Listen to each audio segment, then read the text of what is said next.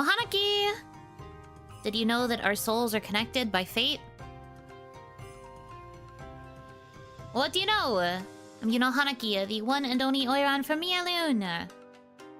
Good evening, everybody. I hope you enjoyed your, break from me, but now I'm back. I'm back! Bet you thought you'd seen the last of me! You never will. I stream twice a day now, so unfortunately you're stuck with me. Return to brainrot implies you left. Hey. Shush. Hey, shush. What if I did? What do I get for knowing? You get a pat on the head. Good job. I'm proud that you are a knower. My has checked the schedule. You can't fool me. Yes, honey. Damadachi, it's time for the second Yuno stream of the day. Yes, Yuno. Literally true. We're stuck with you, you're stuck with us. Also very true. Anyway, hi. I basically like inhaled dinner, and then I brain rotted a little bit, and now I'm here. Miss your laugh so much. Welcome back from your trip. I hope you had a good one. Oh, Hanaki! Nothing really new to report. I've just brain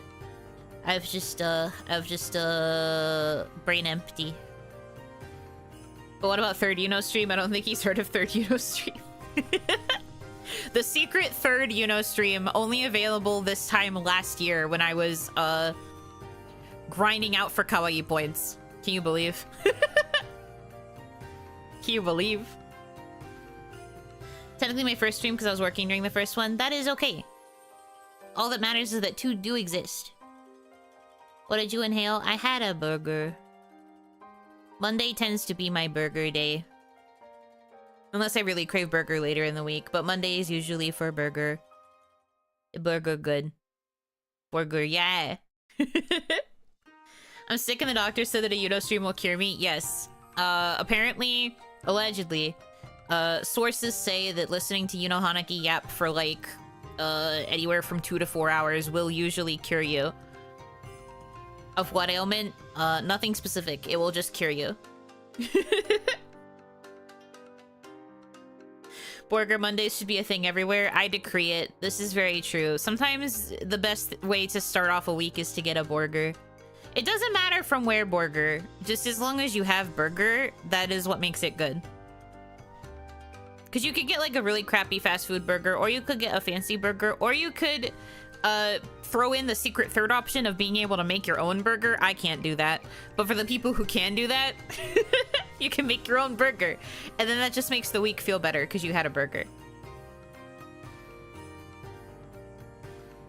I get protein style burgers. That could still be yummy.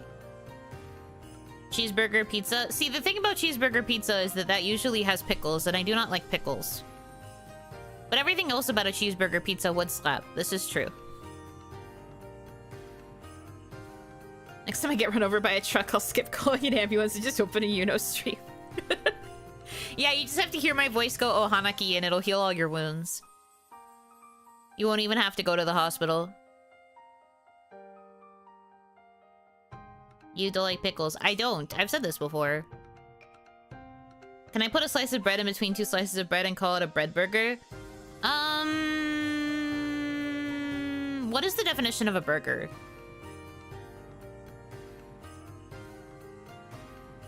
Because usually, I mean, like, you could go back to the definition of a sandwich, too, which is 2 pieces of bread with, like, a meat or a something in the middle that is not bread. But I don't know. You said it before, but I just block it out. That's very funny that you love pickles so much you keep forgetting I don't love pickles.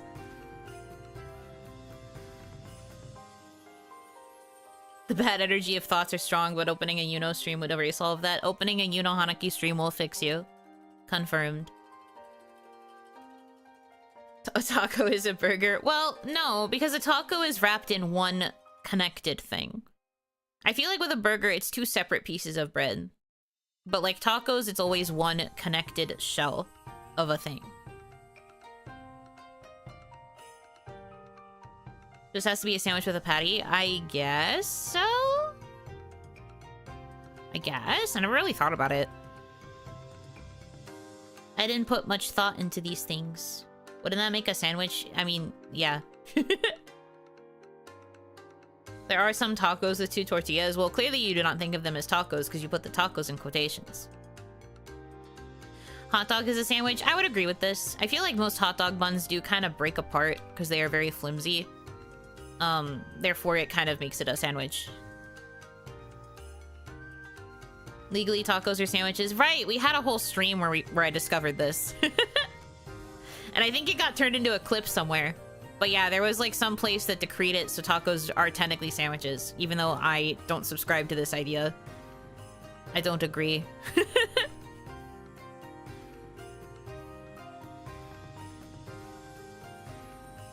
A hot dog is a taco by the cube rule? I suppose so. I suppose so. I don't know. I'm not really here to argue the semantics of all these things. The point is, you should have a burger on Mondays. Sorry for causing your brain rot from me stealing your brain cell. I was using it to understand the fundamentals of space-time. Dang it! I was wondering why I felt so slow and head empty. You took the brain cell. Well, at least you used it for something productive. I don't use it for anything productive. I hold on to it with my grubby little paws, but unfortunately I don't use it for anything useful.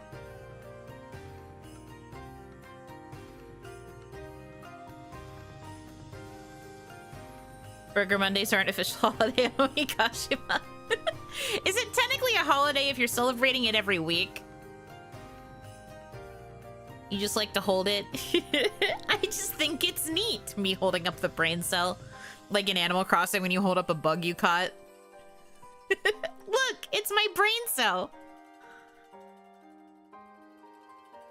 Yeah, weekly holiday. Do weekly holidays even exist? I guess Sunday. Then we have to argue about the definition of a holiday. And I'm really not... I didn't expect this stream to be a stream where I think about semantics of definitions. You know, shakes brain cell to entertain chat. You guys don't like it though. The brain cell only jiggles. You guys like it when things rattle. Raise it like a Zelda game. A holiday doesn't even need to be a day. It's just any scheduled celebration time. I suppose. It's about the sound. Yeah, and the brain cell would sound squishy.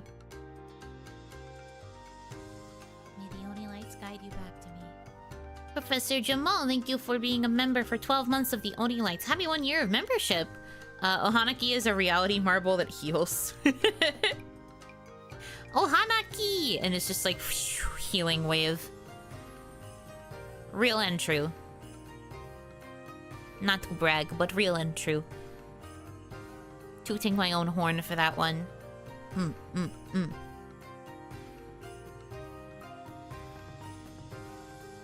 So, fun fact, this is like the only story I have related to the stream title, and I guess technically the stream topic because I've been talking about brain rot. I remembered this like randomly after I decided the concept of the stream, and a long time ago when I first got my first ever cell phone, I was like 10? 10 or 11? I was little. So the stream ends after this story. Yes, stream ends after this story.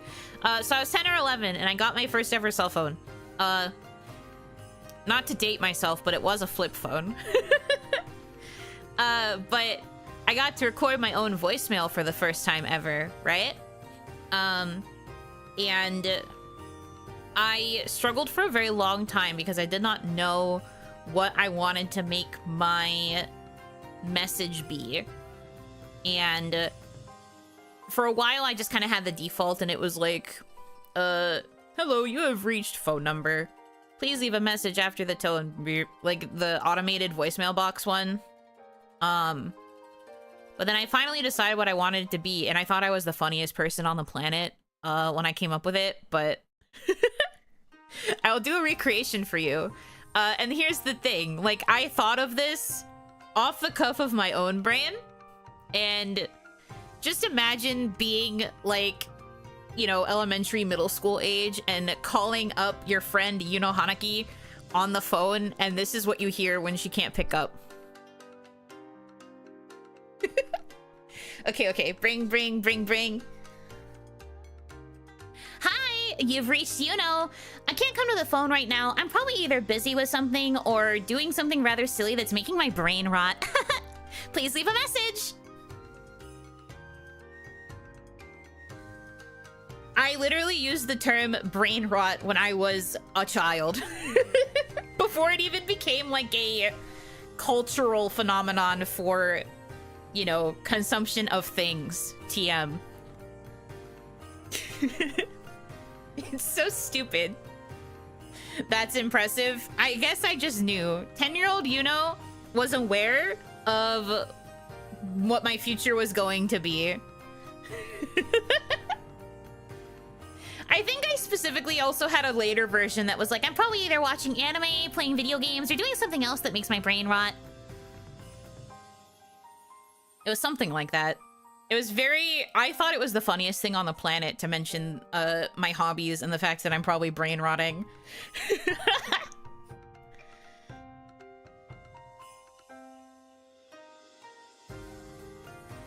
At least you didn't make one of those recordings to make people think you actually picked up. Yeah, no. I did make it like a proper message.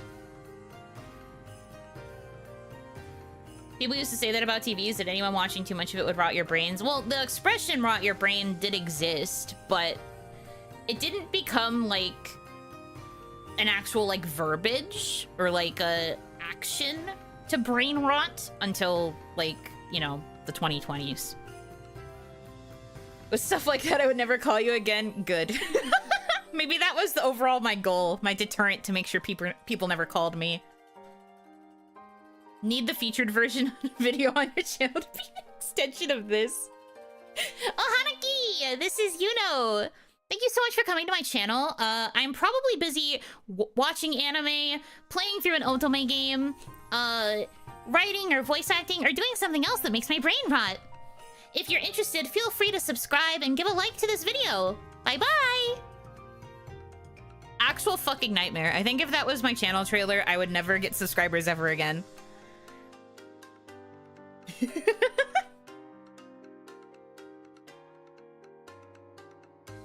Clip it and ship it.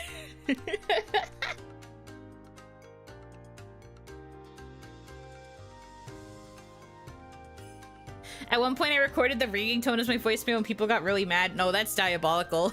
Especially if you managed to get it to come through really clearly. That's funny. What was your mom's reaction to it? To my voicemail? I don't remember any mama ever really saying anything about it. I only remember the act of recording the voicemail and having it for a little while. And then I think when I switched phones from my flip phone to my first smartphone, I didn't bother with recording a new voicemail.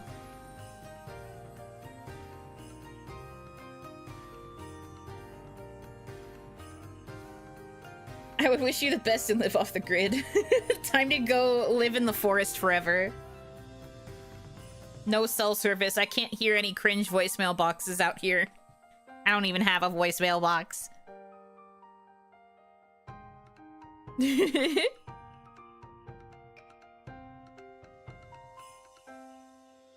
it a short, man.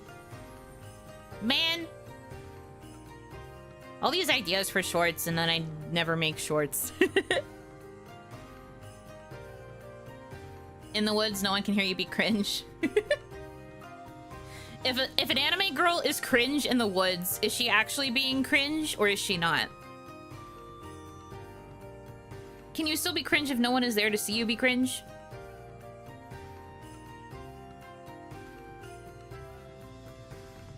Maybe that can be a future stream, shorts making stream. I would have to be in a vertical format. Do you guys really want to go back to vertical formatting? I mean, I guess I could still stream onto like a normal stream waiting room, but it would be vertical style is the problem. Because I'd have to be able to get all my footage back as vertical. God, no. Vertical format, but your model is horizontal? What do you mean by this? Like leaning the other way?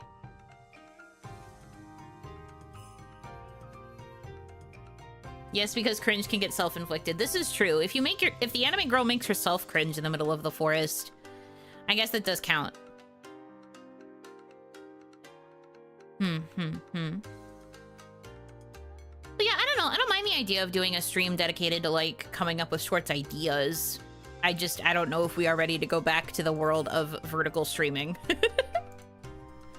It still exists. I know it still exists because I've seen people still, like, actively short stream on the regular. But, like, I don't know. I feel like the short stream audience is just so, like, dead now. I don't think I could do it. I'm not strong enough. First, tummy stream. I can't show my tummy on my model. It's invisible. I wish I could. I'd have to take the PNG of my tummy. Because I do have that, but I can't... For some reason, on the actual model itself, I can't show you my tummy. They hid all the layers for my naked body parts. Just so you're aware. It's okay, clothed tummy is fine, I guess. See, like, with the way my model is, like, designed, though, my tummy is just kind of covered by the obi. Like, this is where my tummy would be. You'd have to stare at the butterfly. One condition, you're upside down, and every time someone brings it up, you deny it and tell them their phone's upside down. That would be pretty funny.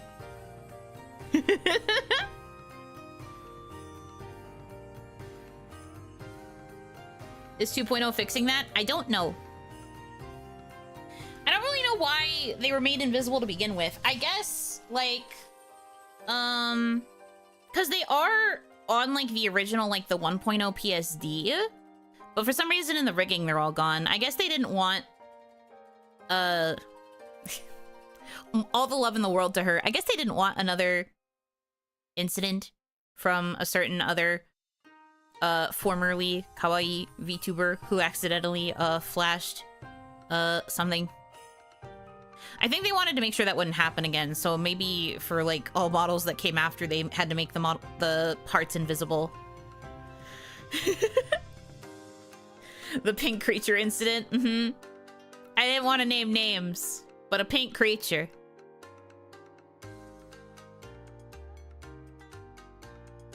But yeah, I don't know if 2.0's PSD is probably still going to show the tummy, like, in the layering, like how my PSD does, but I don't know. I guess I could technically ask whoever I get to rig 2.0 if they can leave the parts visible. I don't really know how it works. I've never really, like, paid attention to this stuff.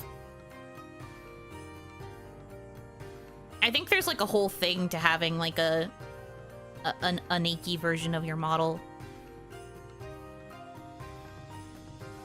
Funny thing is that it wasn't the only time. I know. I keep seeing you guys say it was multiple. User error and everyone gets punished. I think they wanted to avoid stuff like that happening. But it's fine. I do still have a tummy. It's just that you can only see it in my PSD.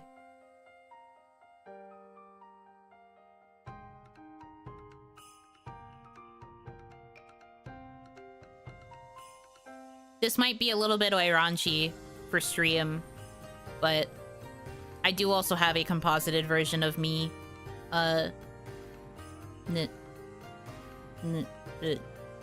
No clothes.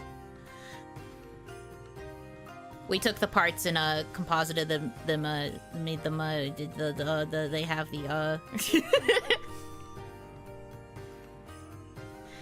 to, like, see what it looks like. Can we see on stream? No. I can't show you that on stream. You're crazy. I think it's so you can easily place new outfits over the Nikki model. Yeah. No, that's definitely why. As far as I know, I think my new mama will probably have the underlayer. It's actually funny you ask. One of the concepts for the sketches that I got for 2.0, she sent a version of me with black bar style bra and panties. Because she was doing it to show where my hair is on the models, to like make them semi-transparent, but also because I needed to be Nikki, she just kind of drew on like black bar style censorship undergarments, and I was like, I don't think these are the canon undergarments. Surely not. But it gave me a giggle. Actually, you can just use us as censors. Oh no. Surely we will need to see these later on. I close my eyes. I thought you would have gone, you don't need to censor that. I don't want to scare my mama when we're still in this like early phase. I want to be polite.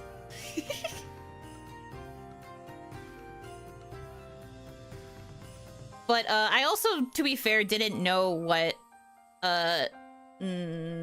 sorry, I just realized I'd spoil something, so I should probably not finish that statement. Anyways. It was just very funny to me. Although I did realize, due to the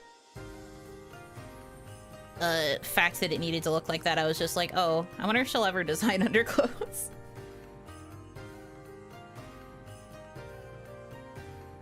This is another hint about my mama, I guess, but she does draw a lot of horny art and or occasionally hentai, so odds are there. I think she's also mentioned something about wanting to eventually design a daki. Don't get your hopes up, but maybe get your hopes up. But don't get your hopes up, but maybe.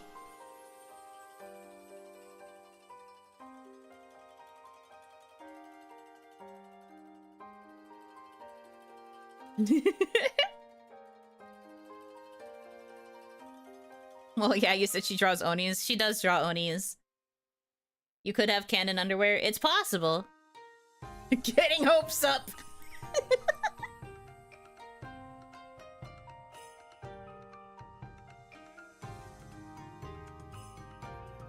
Considering she does boys live 2D, I'm fine not looking that up. No.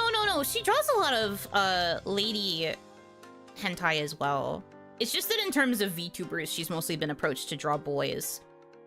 It's the first time a girl's ever approached her to do a model. Me, I'm girl. But she's usually known for drawing girls, I think? I actually don't know. I guess she's known for like a lot of things. Her art's very flexible. What the heck, you are? I'm girl. In case you didn't know. Lady. Yeah, I'm a lady. You're a girl? That was literally probably what my mama thought when I first approached her. It was just like, oh, a VTuber request? Okay. And then they saw that my reference sheet was a woman and they were like, oh, girl! And then went crazy. I thought you were an Oni though. I am. I am a lady Oni, however. Both things can be true at once. Women! My mama, for real. She was genuinely so hype. I know I keep talking about it, but one of her first replies to me when we were first like discussing the commission was like, this is the first time I've ever been approached to draw a girl VTuber, so I'm very, very excited. And I was just like, yay! A mother that's only been having sons finally getting the chance for a daughter. Mm-hmm. Exactly. I'm the first one. I am a beloved child. And I already do feel super loved just from like seeing all of the whips I've been getting for everything that we're working on. I feel very loved by her and it makes me happy.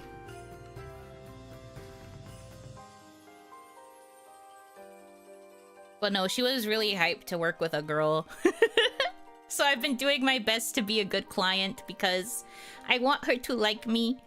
I want her to appreciate me and maybe eventually follow me on Twitter. My bare minimum is getting followed back on Twitter by my mama. Please. Please. I didn't know I was going to be the first daughter, though, when I asked. I knew that a lot of the, like, ones that... A lot of the VTuber kids that I knew about from her were boys, but I didn't realize I was the first daughter. I had figured maybe some were just, like, cooking in the pipeline, but nope. It's me. I'm the one cooking in the pipeline.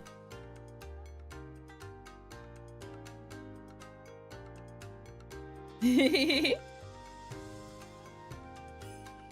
art is the dream.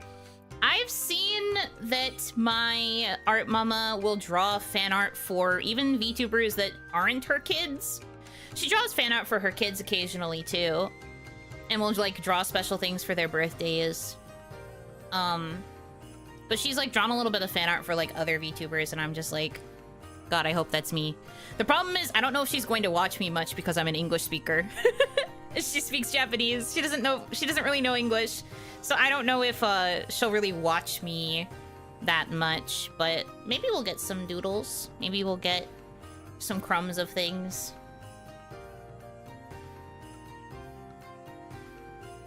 Time to brush up on your Nihongo. I know. Time to learn Japanese. I know a decent amount. I just don't know if I could do an entire stream in Japanese. I think I'd get stuck at some point. But I've been practicing. I have like I've talked about it before, but I have a book of kanji that goes all the way up to N3 in terms of kanji level. So I've been going through that and like handwriting and trying to get used to reading and learning. Gotta find some other resources for practice as well besides just reading. But I already feel like my listening is pretty good, and I think I can speak pretty fast. Or, not pretty fast, but I can speak fairly well, too, due to my experience singing in Japanese. So it's mostly reading and writing. You don't know English either? What the fuck? I literally know so much English. I went to school for it. If Paco learned English to watch EN VTubers, anything can happen. I suppose. I don't know if my mama has that kind of time, though. But from what I know about her, she is a big movie buff. Specifically, she really likes Jurassic Park. Fun fact, I guess. I've noticed this from watching her tweet. But she really likes Jurassic Park. So I guess there's always a chance.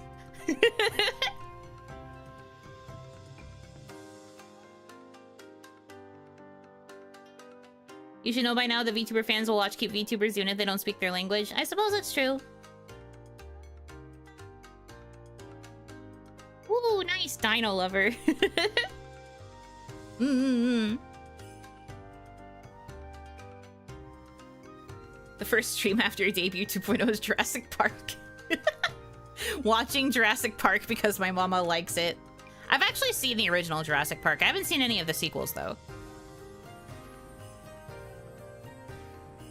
Stop saying... Stop saying I'm going to be a dinosaur. I'm not. My mama also really likes Onis. So she's probably very happy that I'm still Oni.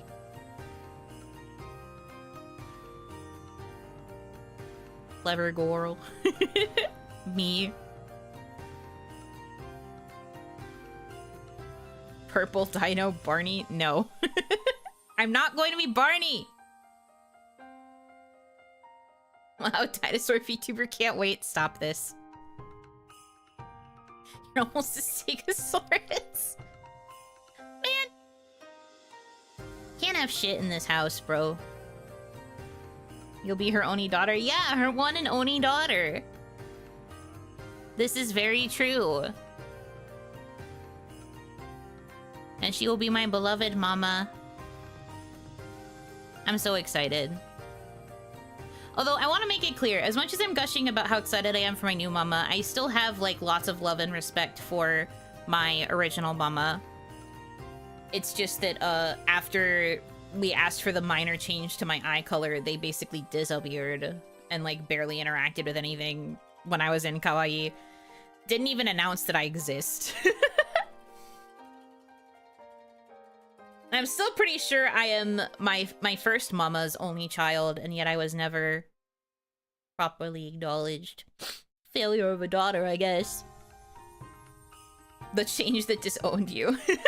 It's just like, no, I wanted it to be green. forces themselves to make the change and then disappears. Strong reaction. Yeah. Do they take the alteration as an offense? I don't think so. At the very least, management never said anything about it. If they did, if anything, I asked if I could make my eyes purple, and then like 2 or 3 days later, management got back to me and was like, here's the change, do you like it? And I was like, I like it. And they were like, all right, sick. And then that was it. Hopefully your new mama will promote your re-debut. Maybe. I mean, the problem is, I don't really want them to promote the re-debut before it happens. Like, maybe they can do it after. Because I still want to try to keep my mama a secret until the actual debut occurs. Because I want to surprise you guys.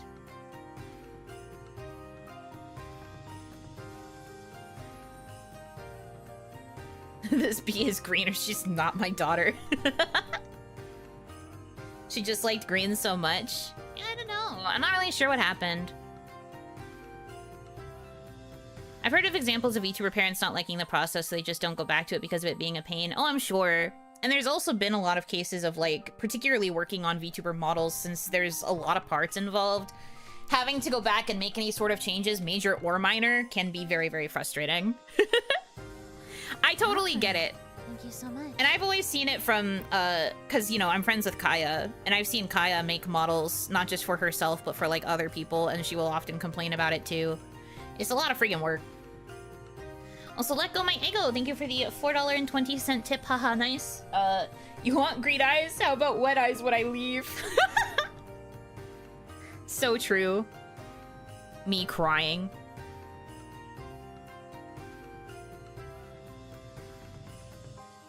If it's like normal VTubers, for sure is going to be after. Yeah, they already confirmed that they would like to use the stuff that they're oh my god, sorry, my stutter.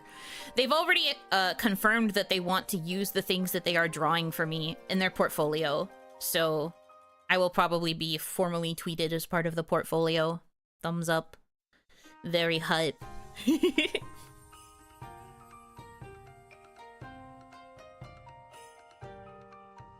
Have you ever experimented with your current model by swapping colors, so purple for the yukata and green for the eyes? Not with the yukata, because the thing is, VTube Studio itself mostly puts the colors as like an overlay.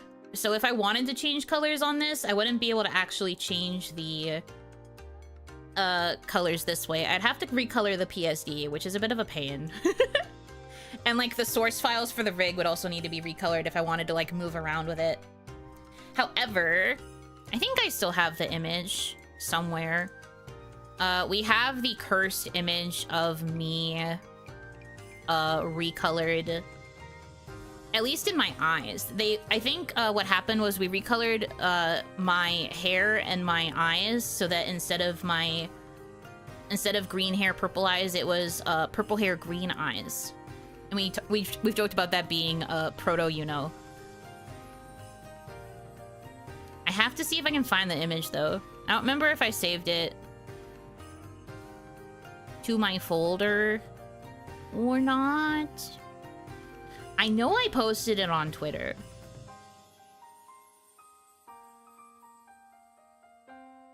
Painin probably illegal. Probably goes against terms. If I were to stream with it, yes. But it's okay if it's for, like, one-offs or, like, screenshots of things. At the very least with my new mama, they have explicitly said they do not want me editing the colors. I've told you guys this, though. So I will not be editing any of the layers or colors on the new model. But my mama did say, though, if I want any of the colors altered like that, I could ask her, and she would fix it up for me. So there's that.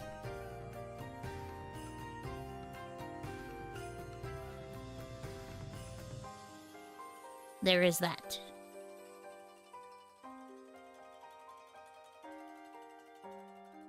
Oh, Hanaki, welcome in, welcome in. I'm doing good. I'm hanging out. I'm vibing. Let me see if I can find this thing. It might be in this, if I had to guess. I'm looking. I'm scrolling. I'm looking. Like, I know it exists. I just have to find it. I know it exists. I just have to find it. It was like a while ago, though.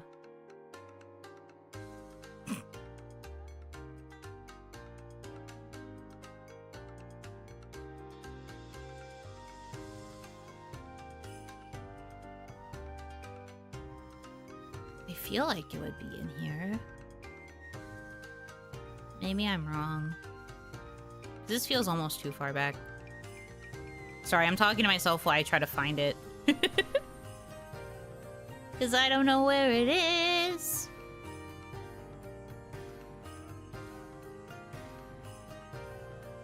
Dang. Yeah, maybe it's not here. Where else would it be? Oh well.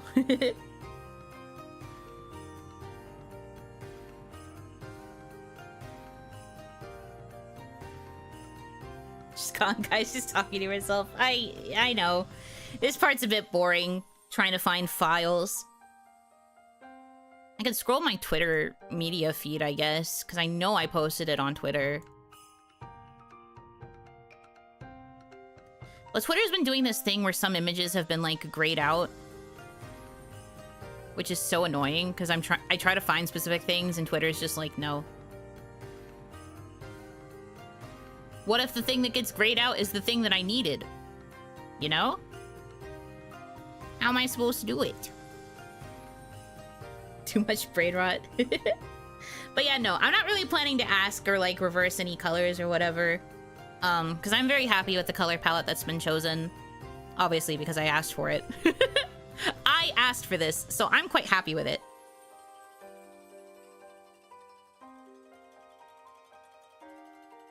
Mama, who will make new things for you if you ask and pay? Yeah, I'd probably have to pay. But it's fine. I'm very happy with, what I will have. No, not the green. Shut up. I'm not going to be fucking green anymore.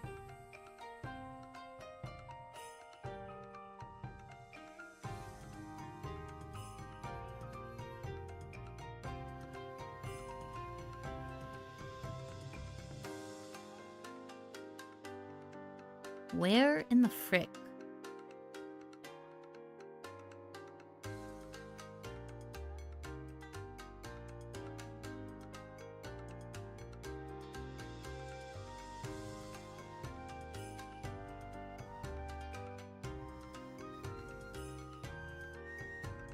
I wish I remember when I posted it.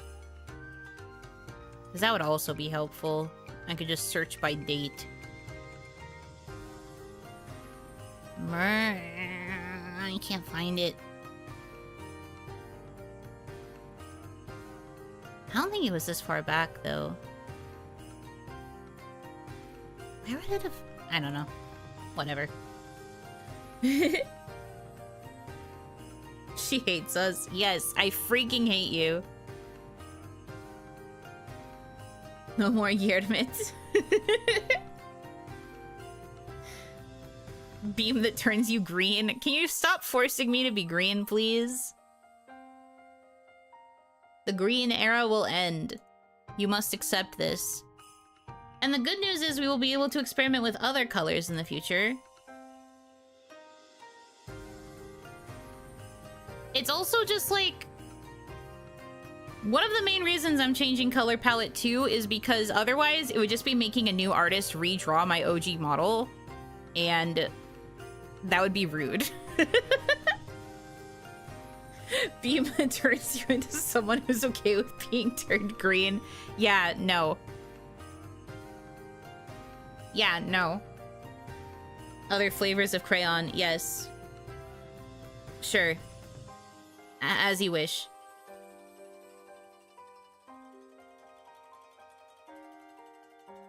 But no, like...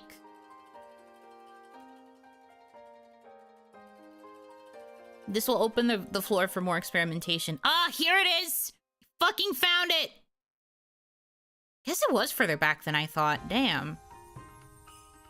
Anyway. I it! The cursed file of the cursed creature.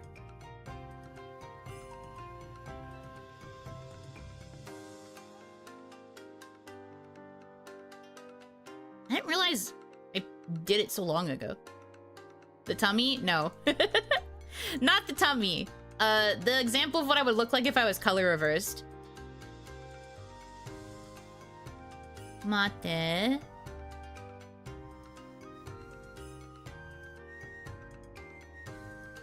I can maybe show you tummy. I think I still have the PNG of that somewhere. Well, it'll take more looking. Anyway, here's what I would look like if I had purple hair and green eyes. Those are the only things that it made sense to change. It would take too much freaking work to change the kimono and everything else, but... Who's this freak?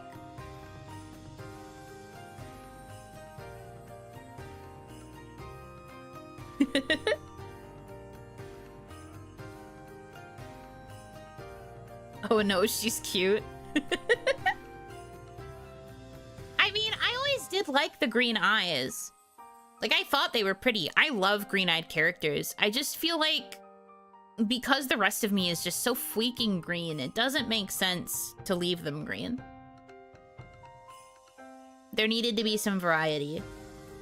I love green-eyed characters, though. If I could have changed my outfit color to something else and then left my eye color green, I might have, but when I first asked management, they were like, no big changes, and I was like, okay. Changing my color palette would count as a big change.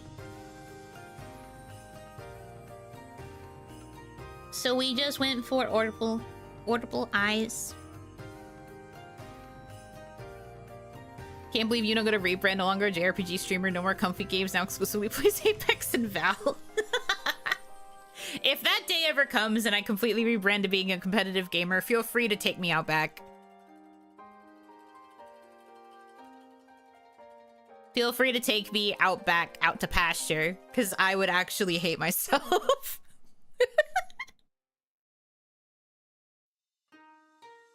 Do not allow green-eyed Yuno into your house. Do not feed green-eyed Yuno after midnight. Orpal. I only know Urpal. Orpal. I say Orpal a lot more often, too. Is green or purple your Oshi color? Have you noticed that whenever Kaya draws art for Mialun colors, my undertone is, like, pastel purple? That is my color. I have my color also officially listed on my debut. My first ever stream, even from when I was in Kawaii.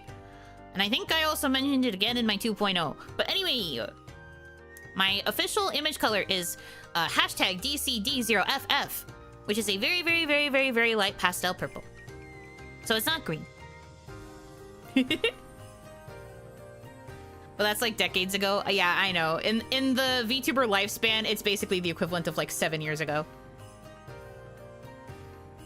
You know it by heart? I do. It's because it's a lot easier to know it offhand than to have to like look up the specific hex code every time I need it for a project.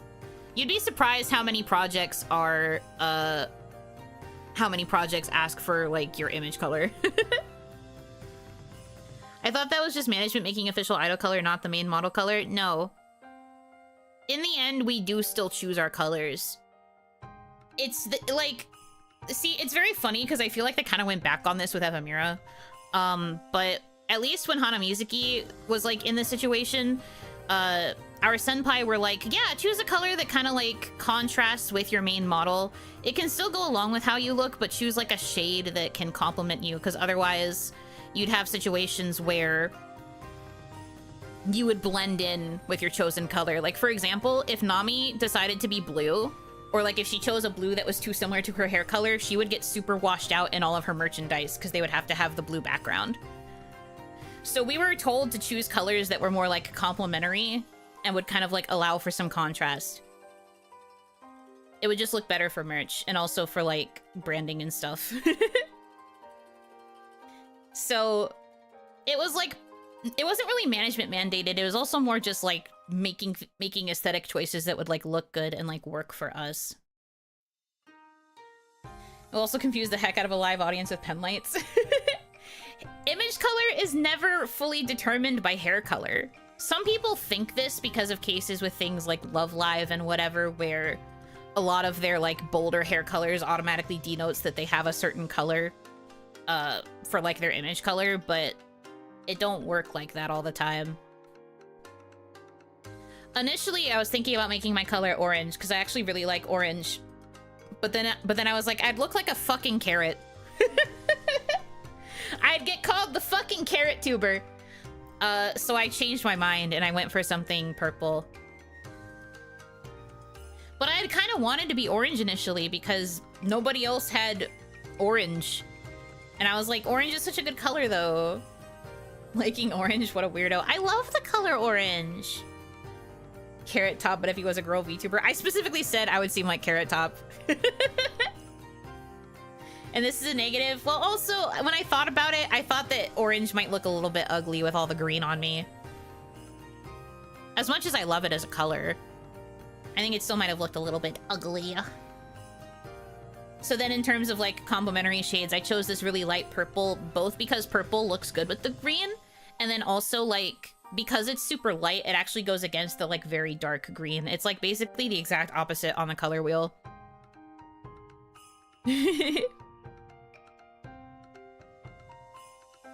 But doesn't like to consume orange? Yeah, no orange. No orange for consumption. Orange the color though, very nice. I like it.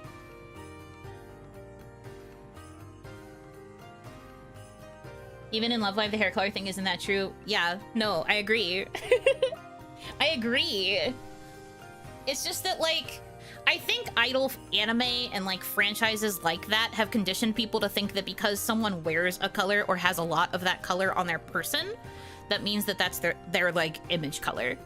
So, for example, since I have a lot of fucking green, everyone would look at me and be like, oh, her image color must be green. No. No, it is not. No, it is not. And if it was, I already have problems with green screens.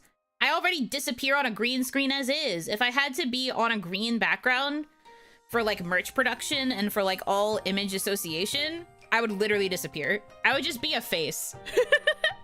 A face and some purple eyes. I just checked and noticed your Chibi PNG and Puntable are more purple than green. My Chibi is more purple on purpose, yes. Because Kaya knows that I didn't want to have like fully green hair, so she added a little bit of purple to PhD's overall aesthetic. I will show you what is being talked about really quick. We get to play with the models. Yippee! So, like, this was a request from me and also Kaya's own thought. Sorry, I still have the Doom emoji because I use this when I play Footy. But, the purple little streaks were both Kaya's idea and also partially mine because I wanted to have more purple in my hair.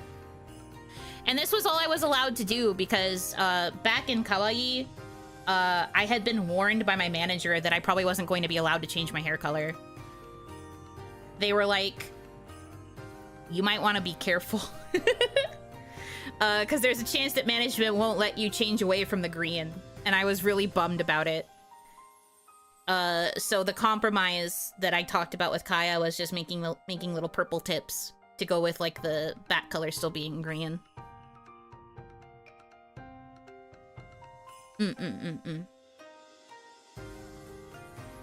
Purple highlights look good. I agree. I think Kaya did a good job with the little streaks. Well, I do like brown hair wrong. And then for Puntable, I think Puntable is still kind of like default colors more so. It's just that she has the purple shirt because that's my image color. The theme with the Chibi outfits with the Puntables was supposed to be that it was just us as little children and we all had our image colors as our shirts. Like Kaya's was that red color and then Ranchan's was her blue. Heh. But no, it's purple because this is my image color. I don't have different hair in this though. And this was made before the 6-month Chibis. Although the 6-month Chibis were designed before these. Initially we weren't gonna have really anything for the 3-month anniversary. But then Kaya was like, what if I just made us babies? And I was like, okay.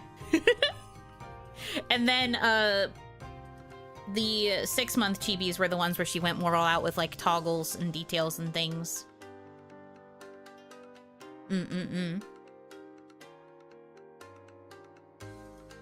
Can't understand Puntable. She's not using her regular voice. Puntable's not talking.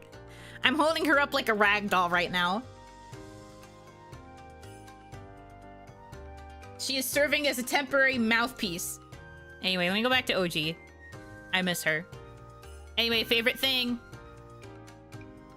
I still love that my model always slides into view like thighs first. The first time I ever opened my model and it opened up like this, I was like, wow, it's like I'm doing a model reveal for myself. It's like I'm doing this for myself. It's very funny. Hello, I'm back. Did you miss me? OBS knows what we want.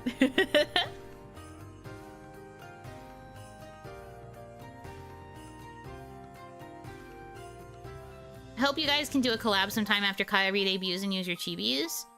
I guess Kaya would probably need to make a new chibi if she's planning to make one for the dragon model. I don't know if she is, though. But also, she's on a trip. She's not thinking about anything for a while. I don't even remember Puntable being for the 3-month Annie. I just remember you all appearing with them one day. It was supposed to be for 3 months. Yes. Because we ended up not really doing anything big besides, like, a cover. I think. Yeah. We all had separate streams, and then just throughout the day, we just appeared with chibis.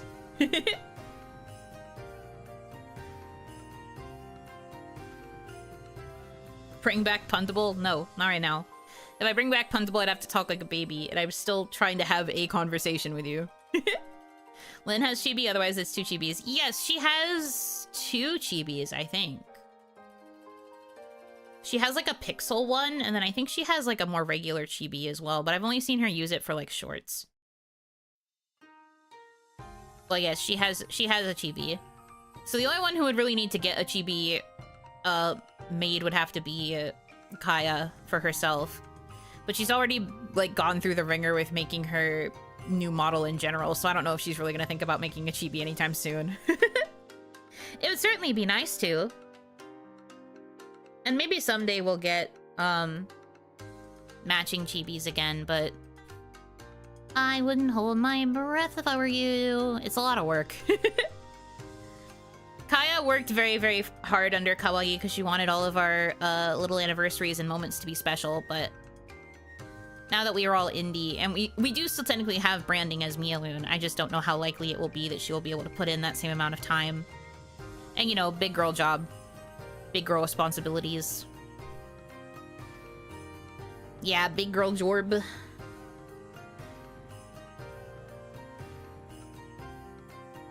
They were special. Yeah. They were very special.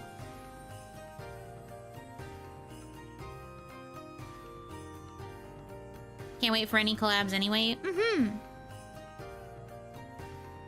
I still don't know how often it will really be. I don't want to speak for Kaya, but like, I don't know. I feel like we are all quite busy. It's hard to plan for collabs the same way as opposed to when we were in Kawaii and it was a bit easier.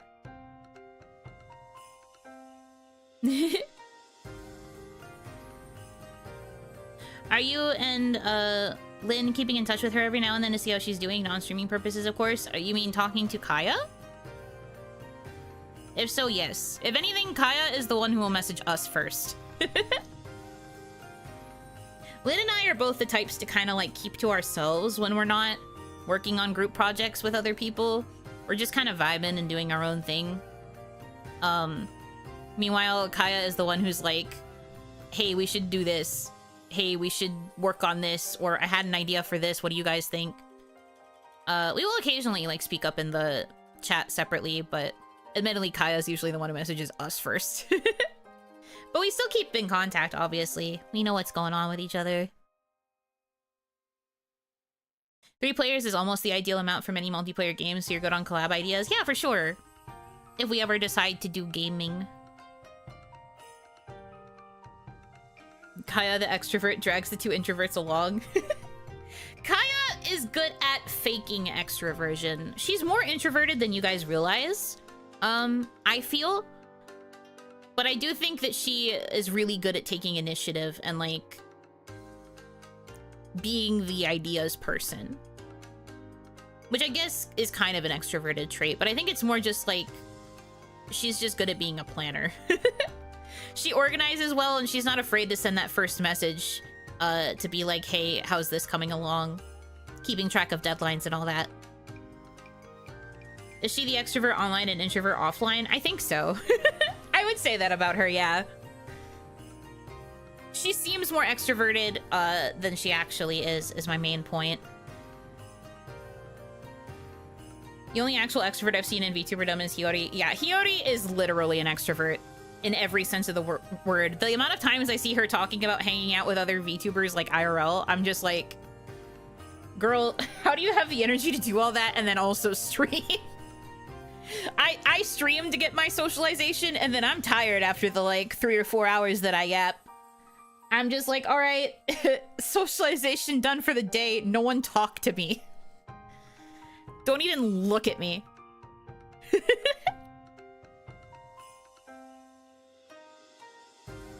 Meanwhile, Hiyori is like, if you don't look at me, I will explode. And I love that for her.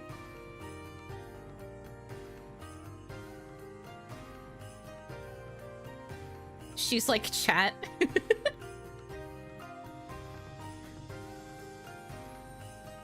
But no, having someone like Hiyori around is always, like, super appreciated. Which is probably why so many people adore her. Hiyori is so dog-coded, I can't believe the person and model matched up so well.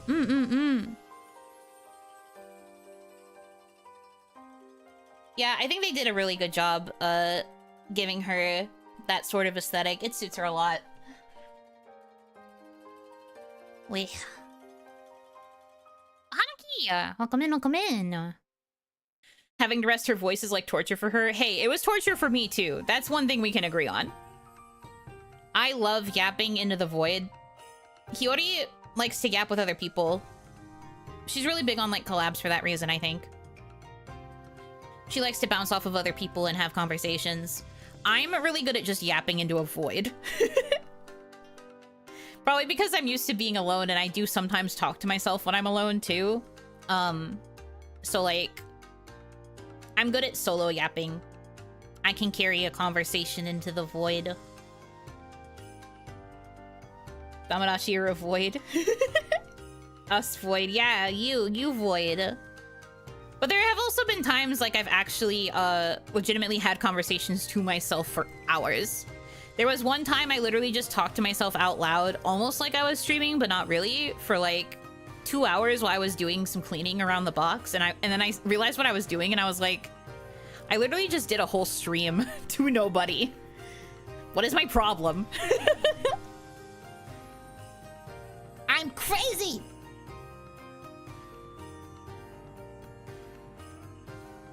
But yeah. It's just, like, different flavors of yapping. We both like to yap, but Hiyori is good at, like, bouncing off of other people when yapping. Talks to her limbo docky. I don't own a limbo docky in real life, unfortunately. I only have the P&G. You're special like that? Man! Don't call me special. So today, you know, I'm cleaning the bookshelf and we gotta take out the trash. No. I don't even say, like, a name. I don't address myself as, like, a conversation. I just talk out loud with, like, random thoughts. Ah. Do real ones exist? Real fans? Is that your way of saying I don't have real fans?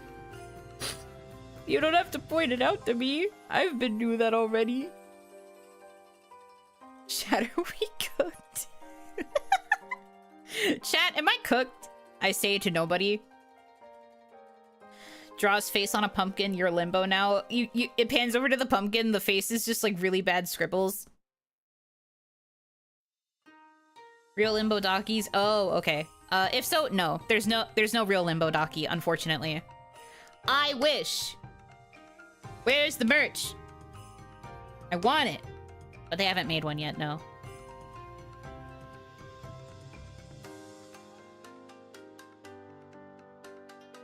Me bacon when I live stream my cooking. Chat, am I cooked? Stupid. I love that style of humor so much.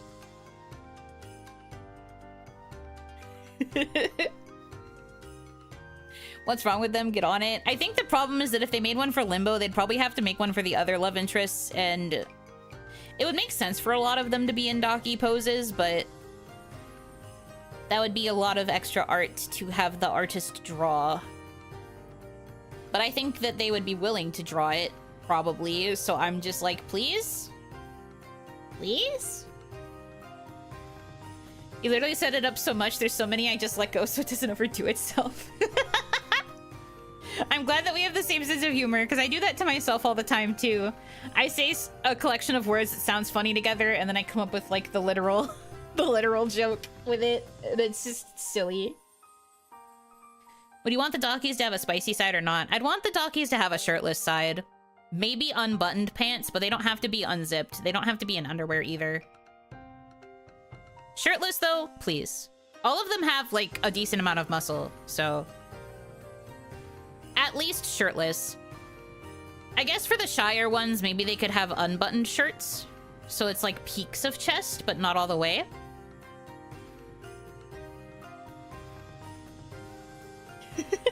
Yes, take notes, as if you're going to be able to communicate this with the people in charge of Bustafellows. Also, one moment, friends. You're talking about Limbo, not yourself. No, not about me. I feel like I have ideas for what I would do for a Daki, but not like I'm gonna tell you. If there's ever a chance of these things happening at some point or another, I'm gonna tell you, spoilers.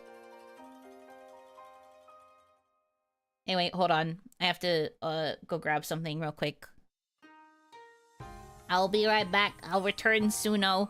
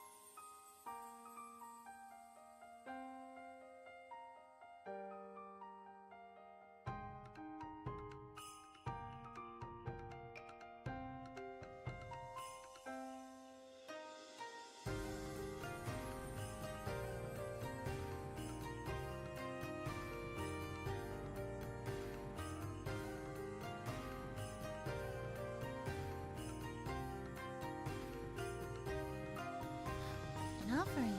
Thank you so much.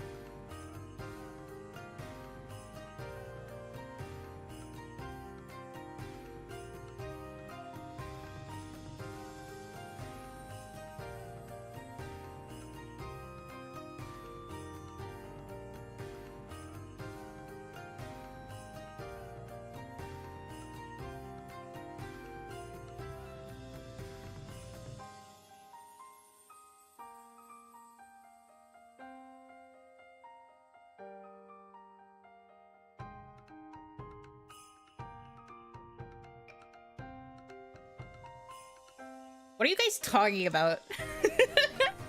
I come back and the first thing I see is Yuno Hanaki in the passenger seat for carpooling? What are we talking about? Nothing? Okay, that's what they all say. Scroll up. Yeah, no, obviously. I'm trying to read. The problem with Yuno Hanaki is Yuno doesn't like hugs, so the Daki needs to be at a healthy distance. No, see, the reason a Daki would exist would be so you could hug something as a proxy instead of wanting to hug me. So that's what it would be for. Displaying in a frame only. You get the cover and you just like immediately put it in a frame and hang that up. I mean, fair. Once you own it, I don't care what you do. You could cut it up with scissors so you could display both sides. What am I gonna do? You already gave me the money. Use the Yuno Hanaki as a tote bag. It's probably what she wanted. You open up the pillowcase and then you attach handles to it.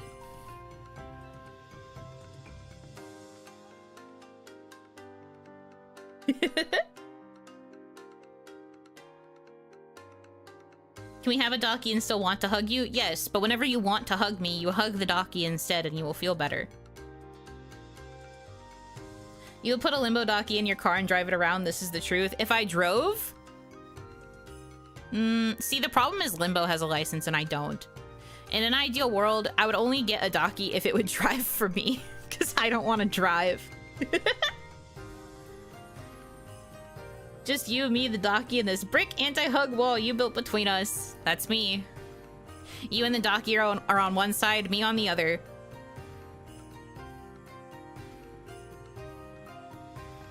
Could I use it as a towel? Yes. In theory. It wouldn't feel good to dry yourself off with it, though. It wouldn't be made with the right material for drying. In an ideal world, there would be a puntable plushie.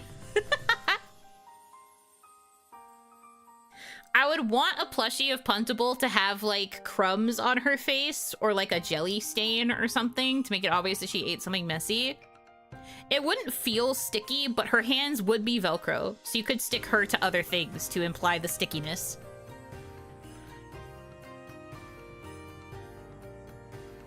And then she'd have a very smug face.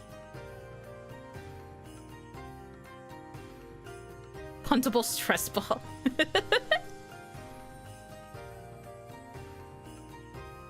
Brilliant brainstorming. I am very much a support of your ideas person. If people come to me with a base idea, I can usually expand upon it, and then it ends up a little bit better than how it first started. You know, those sticky hands don't just fling around? That, but puntable hand? True.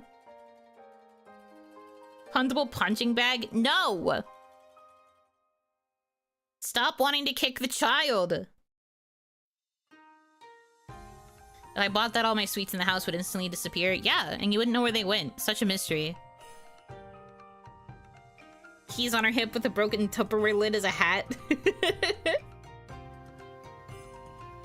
There would probably be like little Velcro accessories you could put on her hand. One that has the jingly children's keys. The Tupperware is a hat that you can remove on and off her head. It is like bucket hat style, so it has holes that go over where her little horns are.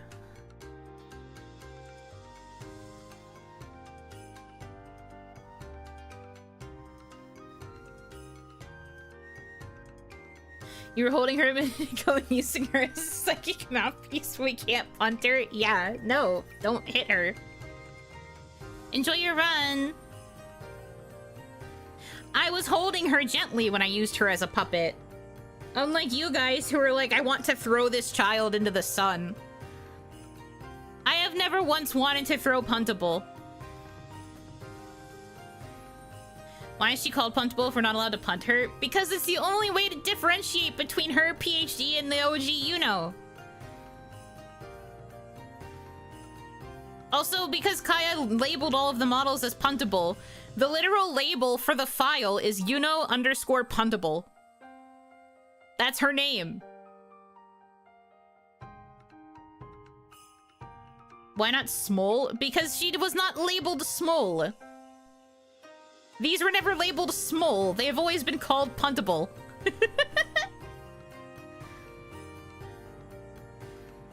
Should we get the sun all sticky, punt her to the moon? Kaya would not like that. I don't think Kaya would want this gremlin to make the moon sticky either. Can't argue with the creator. You cannot. Kaya decided her fate. You came back. I always do. I don't leave forever. I just had to get up and do something. I also don't always get up during streams. Maybe like once per stream on average.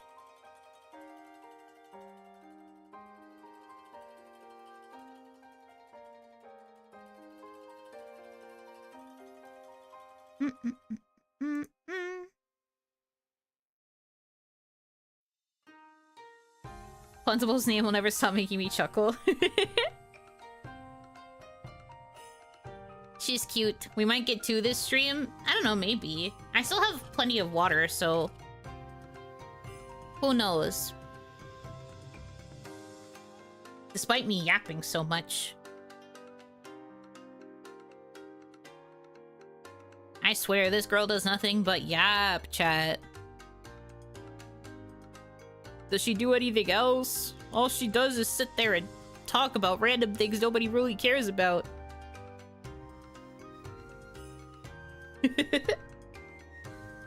Anyone who wants to bet the up and over? Hello? Why are you placing bets here?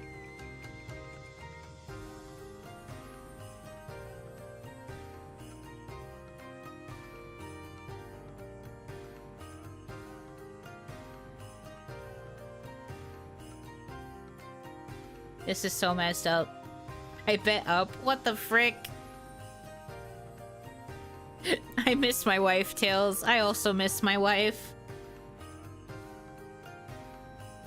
I miss Kaya. Well, you can always look at Kaya's channel. She's been posting covers. She's been making content. It's not like she's gone forever. I wonder if the other two models are also puntable on their names. Yes, I can confirm. Ron-chan's also said Ron underscore puntable. So I have to assume it was Kaya underscore puntable.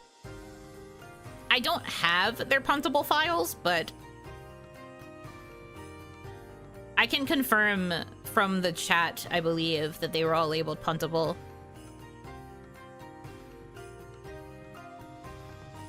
I'm back, but not from outer space. Oh, okay. I hope you're enjoying your trip to space. Where are my casino chips? Stop betting! Stop betting on me! Well, now I'm stubborn, and now I'm just not gonna leave.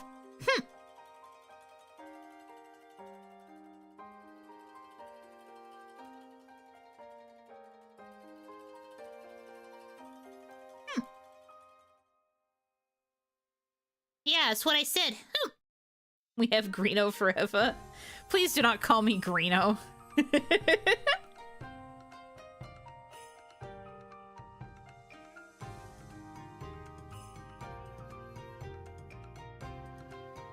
Also, you will not have me forever. I will eventually end stream. I just won't go BRB for the rest of this stream. Stream will end. Verdeno. What about purple? No? Well, that would be false information currently, because I'm not purple yet. I want to show you my design so bad. It's driving me crazy. I want to show it so bad, but I have to hold on to it. I have to be strong.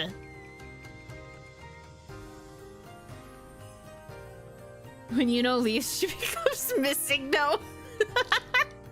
Yeah, I leave, I get up and I walk away from my desk, and suddenly my model just slowly distorts until I am a digital, error code.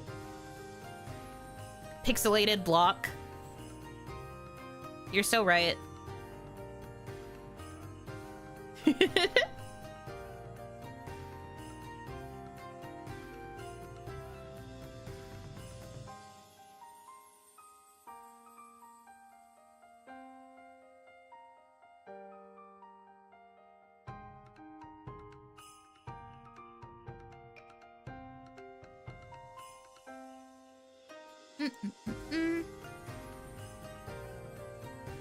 What the fuck? Pokeball.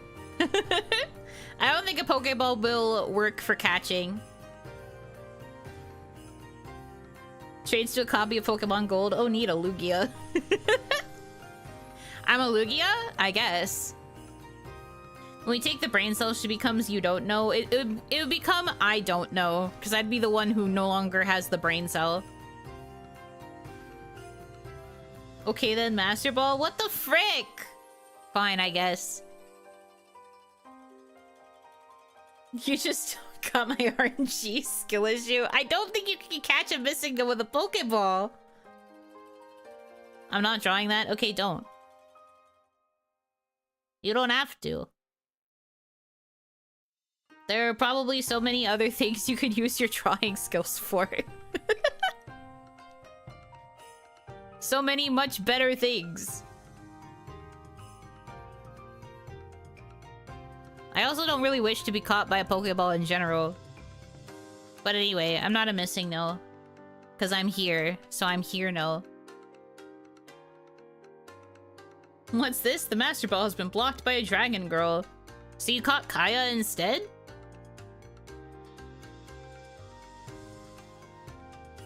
I suppose that makes sense. She's basically Dragonite.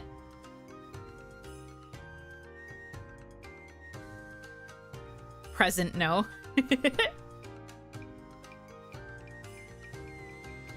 In the moment, no.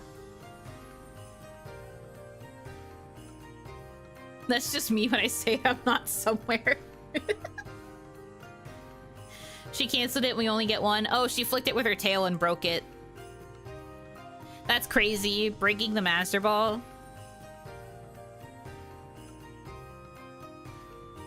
Sounds like something she would try to do, though.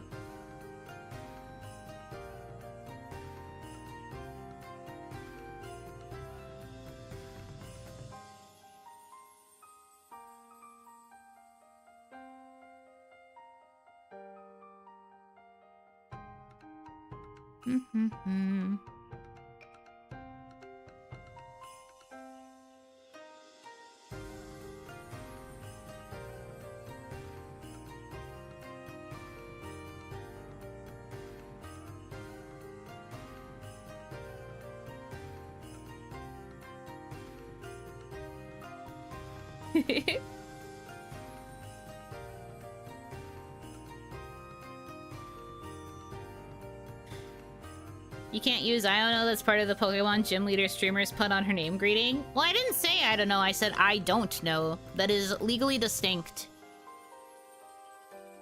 If you had to become a Pokemon, what would you choose? If I had to become a Pokemon? Baniri, I guess? I'm not sure. I always wanted to get Eevee when I played Mystery Dungeon. She's already an Ogerpon. This is true. I am basically already Ogerpon. So, like, in theory, I guess I would just become Ogerpon. You're obviously Mega Baniri then? Yes. I will kick to death. Oh, Eve. Yeah, Eevee. I wanted to be Eevee in Mystery Dungeon. I think I retook the test a lot of times when I was a kid until I got Eevee. Eevee or Chikorita, and I got Eevee first.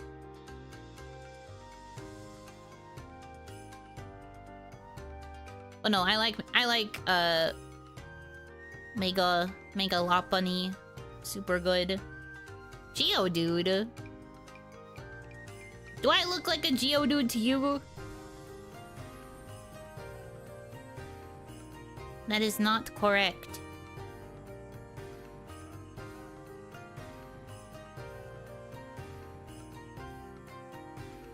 You could be Gengar, I guess. Like a Geodude.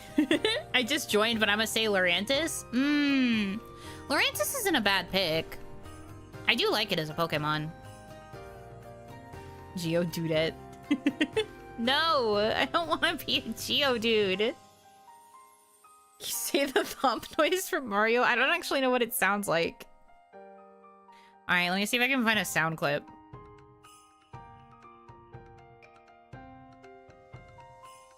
Mario thwomp. The first result is thwomp sound. I have to listen to this. Because I don't know what it sounds like. Oh my god, why do you also have music? Shut up.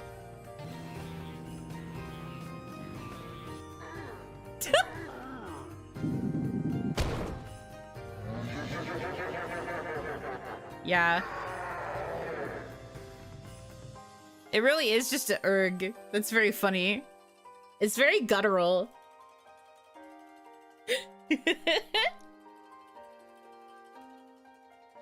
This is a collection of this person's thwomp sound effects that they use for things. So cool.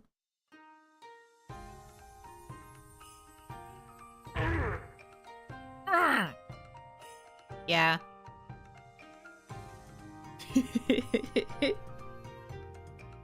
Your voice sounds kind of low pitch. I know.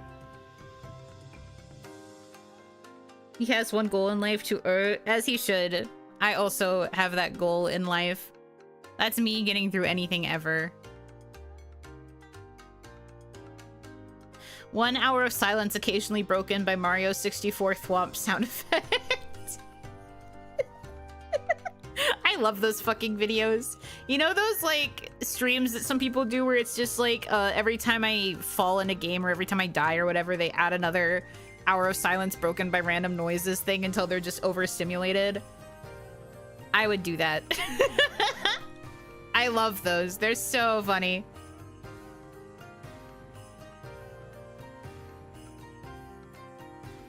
You may not be able to do it, but now I can thwomp noise to react to whatever you do. The most lethal one of those was the what the dog doing, and it does it like once in 7 hours. What the dog doing?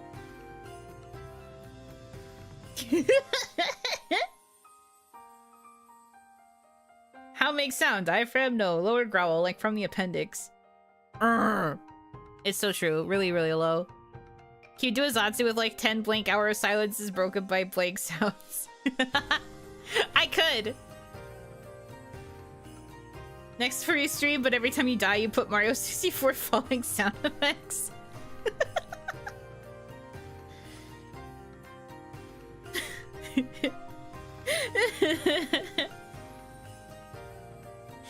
See, the thing with doing it as a Zatsu is that I have to figure out something that would make it so that I had to add like new ones. Unless I just have a bunch and I just start stream with all of them running.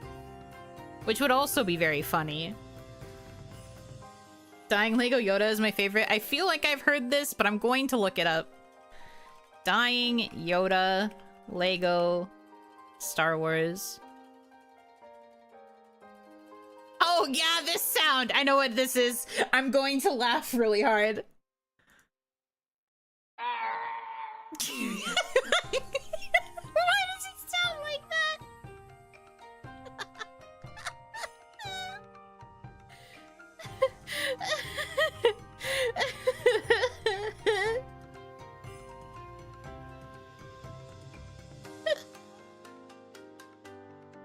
10 hours of random Yuno sound bites randomly thrown in. I'd have to make a bunch of... Sorry, I'm laughing. I'd have to make a bunch of sounds to make a compilation out of, and then I'd have to figure out how to splice it between like 10 hours. Ugh, that'd be so funny.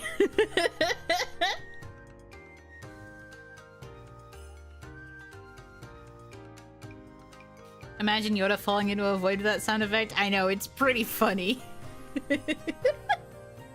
I love these fucking sounds so much. Stupid noises are my favorite thing. Yep, 1 hour silence occasionally broken up by a metal pipe. 1 hour of silence occasionally interrupted by Pikmin. There's so many options.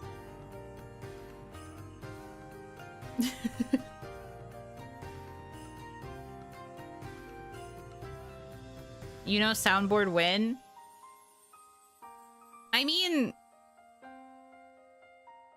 I think it was my 10K voice pack.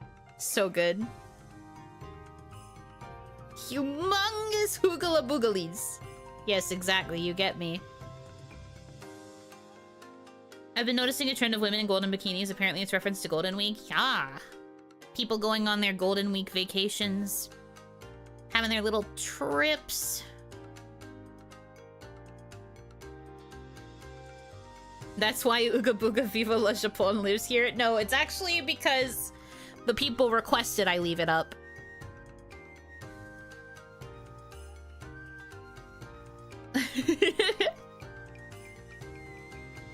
It definitely wasn't the OL. You were locked in on top energy for that reveal. Zero Gremlin. That's what I've been saying. Like, since I knew that one was coming, I'm always more smug about art that I have seen that I am the one releasing. Meanwhile, when I get surprised by art you guys commission, I'm always like, yeah, yeah, yeah, yeah, yeah, yeah, yeah, yeah, yeah. And yet she mocks us when we make a tiny spelling or grammar error. Yeah, because that's also funny. I mock you because it's part of the joke. It's funny. I can't imagine an OniMon without it. I was actually just thinking earlier today if it's about time to retire it. Because sometimes with where I position my model, it covers me. Also, if I were to stay in the middle of the screen like I'm supposed to, it'll be on my forehead. So I've been wondering if it's time to retire it, because I always have to be at like a weird position to stream with this. It like covers me up. But I do think it's pretty funny, and I feel like this is the only record of Sora that we will get to keep.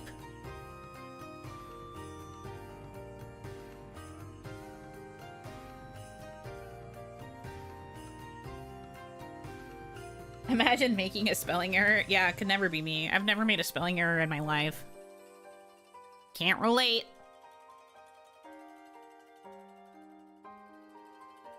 You can retire it when you get your 2.0. I'll have a different way to have an homage. If you look like very subtly in the background, you'll just see it on the text. Can you keep it at the bottom? I guess, but then it would cover up like my obi and stuff.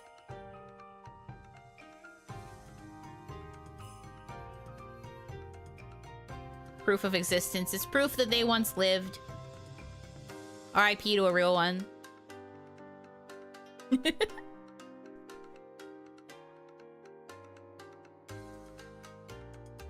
Top left, maybe? Maybe. Right above your horns?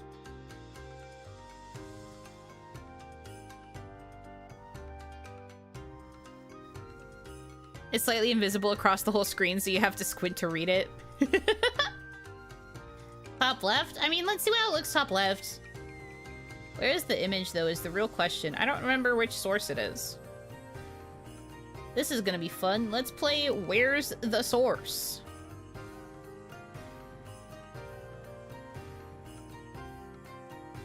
Eh?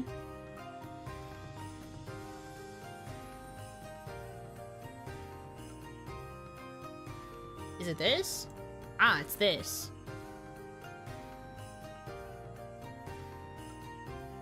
Okay. So this, like, up here? Probably have to move the daily goal to somewhere else then, if we put it up there. It's source?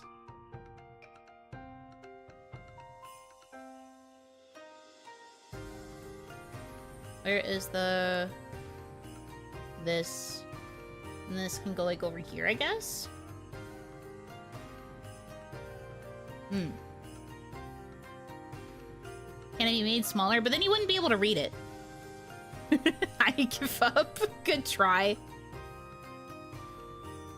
I can make it a little smaller. Whoop, that made it bigger. Not what I wanted. Haha, not what I wanted.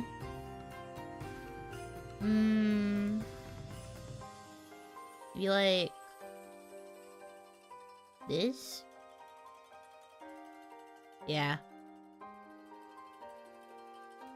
Screen looks so much cleaner. I've been saying. That's why I was thinking about moving it all this time. I was just like, I feel like this gives me more room. And like, now I can be big and I don't feel like I'm taking up too much freaking space. Yippee! I love this for me.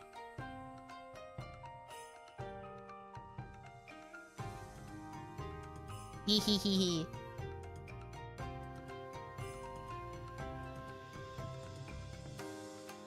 Perfectly centered on our horns. I got you.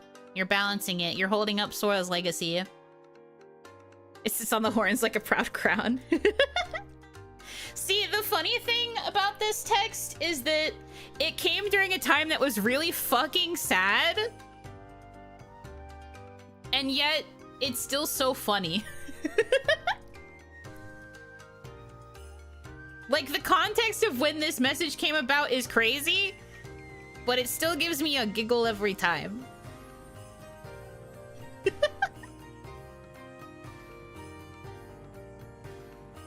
I mean, a daily goal on the top right as well. Yeah, it looks cleaner this way for sure.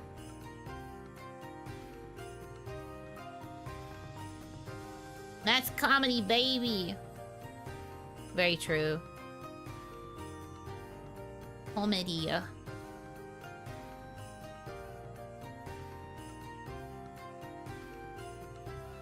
I like it. Oh no, this vibe's good. We've cleaned up the OniMon space a little bit. I love that for us, guys. Hell yeah.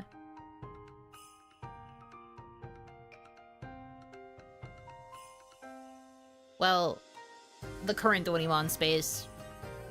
My deepest hope when I can start working on the rest of the stuff I need for 2.0 is to be able to change up certain other things. I think it would be nice if I could have like a more dedicated, like unique space for OniMon, since it's such a staple of the channel at this point. I will think. I will think, I will consider.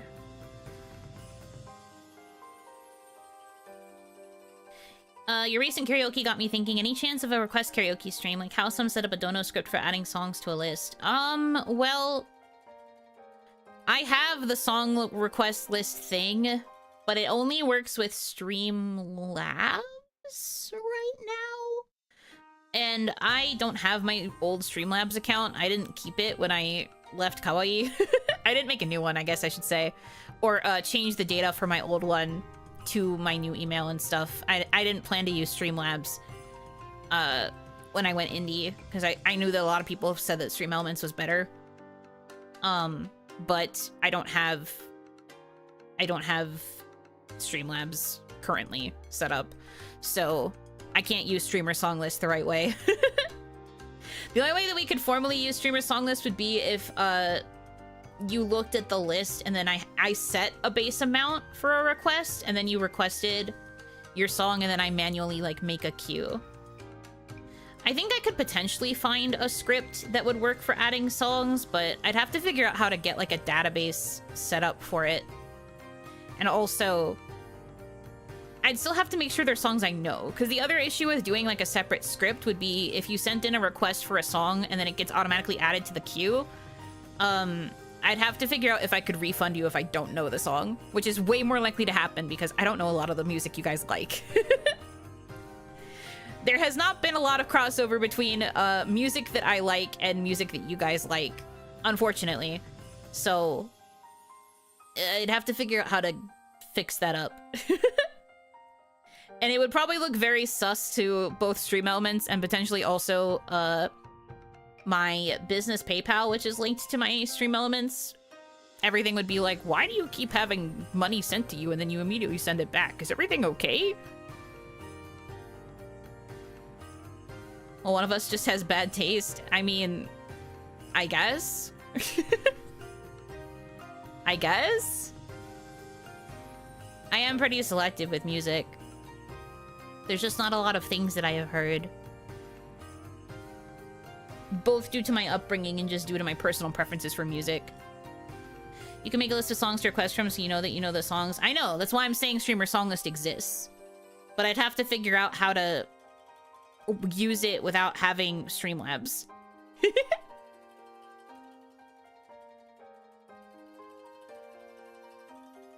You're not all you're amped up to be? Damn.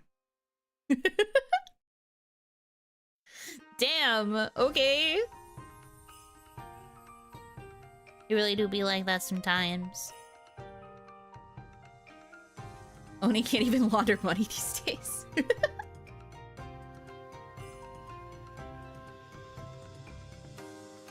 You could ask Nano how she does it. She adds the songs she knows or wants to try to a playlist, and then people donate to request the song.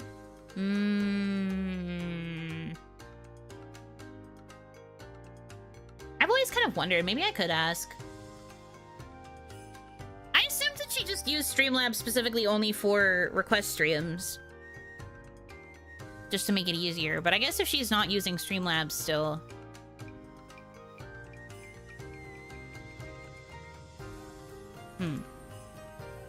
I will contemplate it.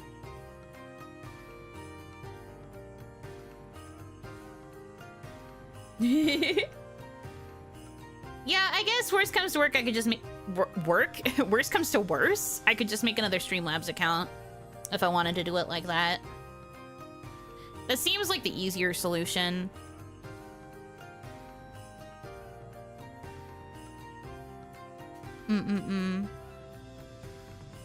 And it's got like a pretty decent list, and I still have songs I need to add to it because I've been practicing some new songs to put on there.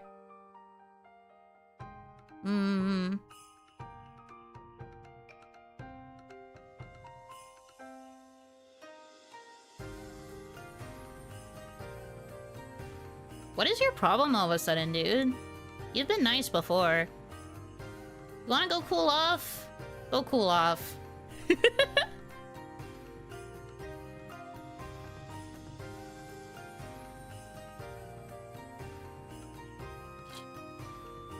Oni magic! Been a while since I've had to do that. Well, since I've had to do that seriously. I did time someone out jokingly for 10 seconds the other day, but that was for a joke.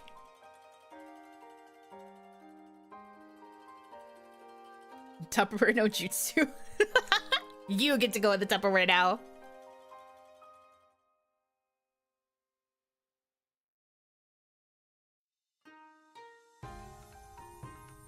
Salutations, Hanaki.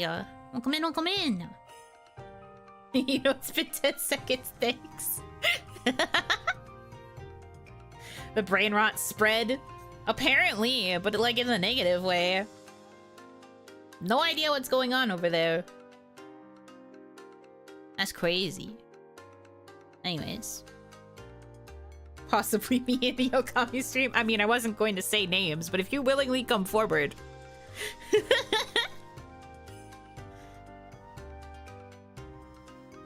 But it was funny and you were a good sport about it. And it was only for 10 seconds. So it's fine. It ruined me. I mean, it was probably very embarrassing.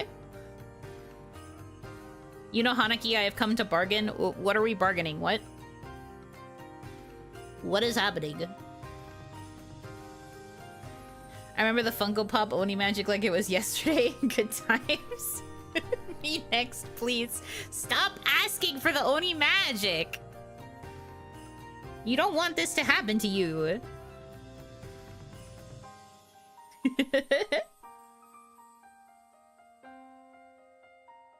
You just delete me like in the Doctor Strange movie.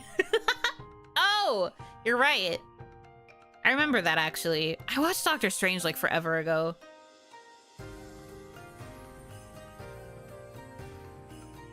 Nah, I was in for the bit. I know that. I know that. But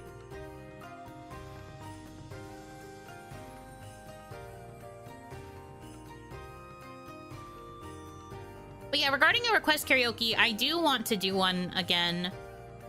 In the future. The last time I did it, I messed up the settings, so everything ended up being free. But I knew there were a lot of requests, so clearly it would be beneficial if I were to connect it to a payment platform. I really don't understand why they don't allow Stream Elements compatibility though. So strange. But they also took away YouTube integration, so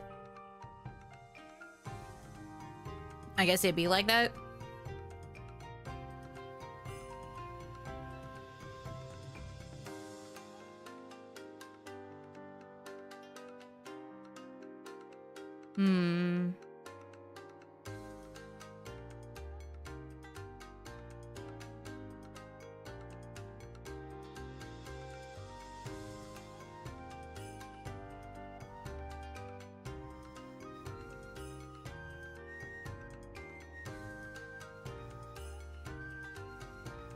Thonk, thonk, thonk. Connected to fate? I wish I could. YouTube really do be a fickle creature. YouTube, I have heard this from people who do coding. I've heard that YouTube's spaghetti code makes it very difficult to like integrate a lot of applications and things. Like a lot of the reason why most things that streamers want to use tend to only have Twitch integration is just because Twitch has made their coding a lot easier to like integrate with. And like a lot more open. YouTube keeps theirs like very, very closed for some reason. and then it is built with spaghetti. So it ends up being like even worse. So the few things that do work, it's like they had to do some extra finagling. Which is not fun for anyone involved. Now I want some spaghetti. I feel you. I've been craving like just a really big bowl of pasta for the longest time. I really should just make a bunch of pasta at once. Pasta is one of the few things I can make, so clearly that would be the solution for me. But I just want like a giant serving of it, like a big portion. Because I never feel like I eat enough pasta when I eat pasta. I guess I like it too much.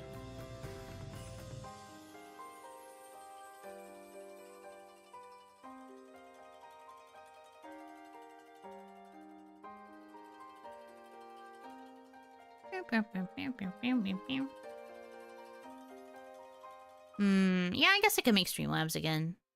I probably won't use it, like, for anything besides karaoke, though. Just had first sandwich in 2 weeks. God, I missed bread. Feels like a high. Peanut butter and Yuno. 'Tis a good evening. Hell yeah. I love peanut butter sandwiches. OniMama did too. I was making a peanut butter sandwich for her, like, every day. OniMama loved her peanut butter. Cook up a whole 2-pound box. Yup, 2-pound box of elbow macaroni. I will go to town. I also want, like, fettuccine noodles. I don't have any fettuccine noodles here, though, so I'd probably have to buy some, but... There's something about, like, the flat fettuccine noodle that's also really good. Yum, yum, yum, yum. Also, egg noodles. I've been craving egg noodles like crazy. I just want pasta. They have fettuccine in the noodles.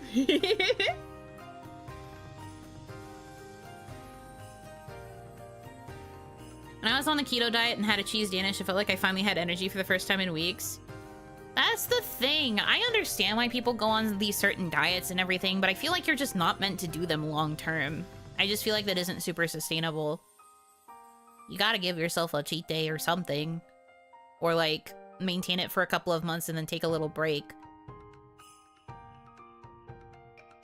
Parmesan crusted chicken over penne with garlic butter sauce and mushroom sauteed sounds good. Oh my god! That sounds like a dream!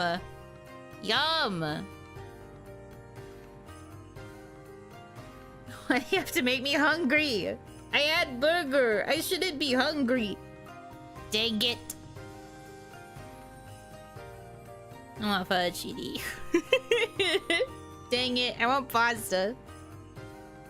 I figured that out. Weekends I ate what I wanted and still lost weight. Yeah, good. I'm glad you were able to find a proper balance.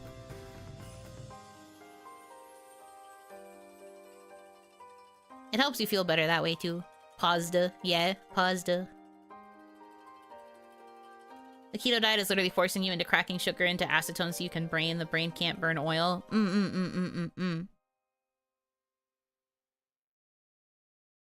Naruhodo ne.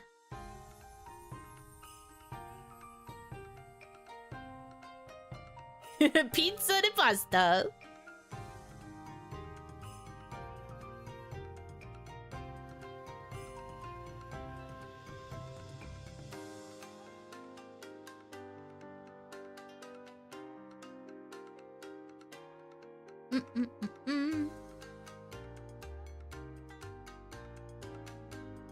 Cracking oil into acetone, pure keto, you don't carb. Yeah.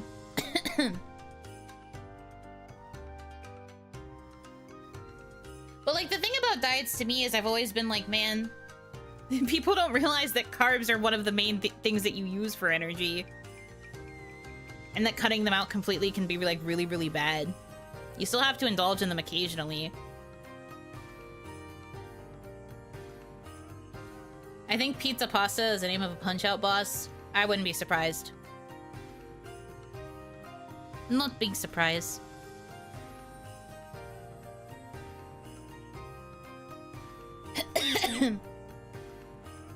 I have a tickle in my throat all of a sudden. Hold on, I have to mute so I can cough.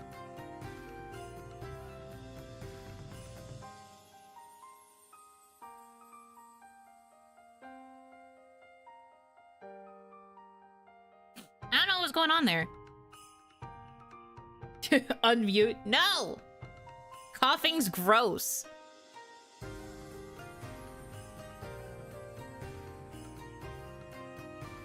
Lest we forget the sick era where I was coughing for months at a time.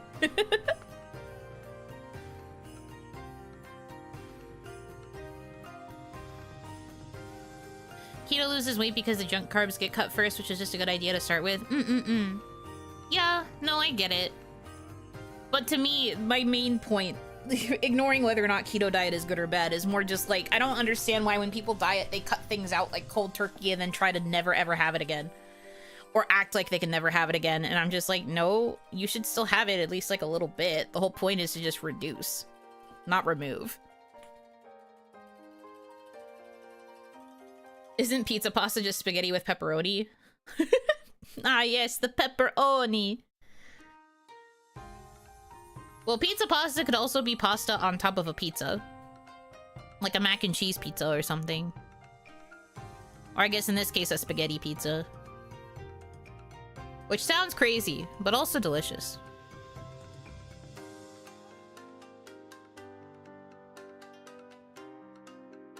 But I like carbs, so...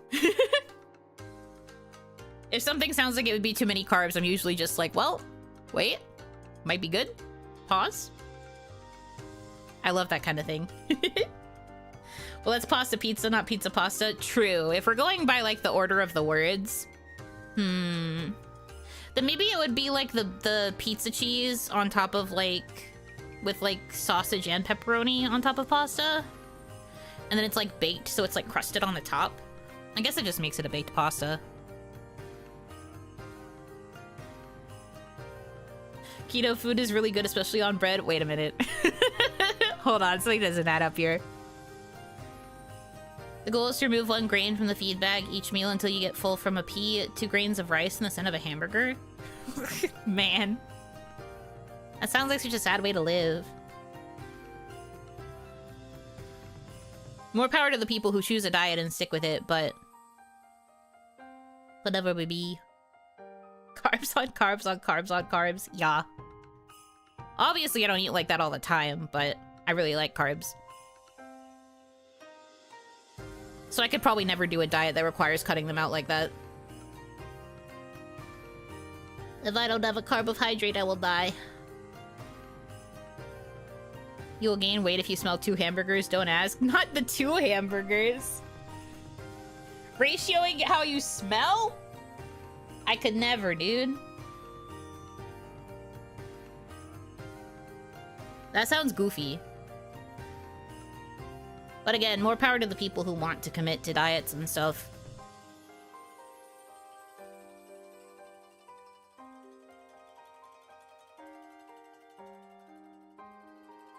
I just can't say I relate.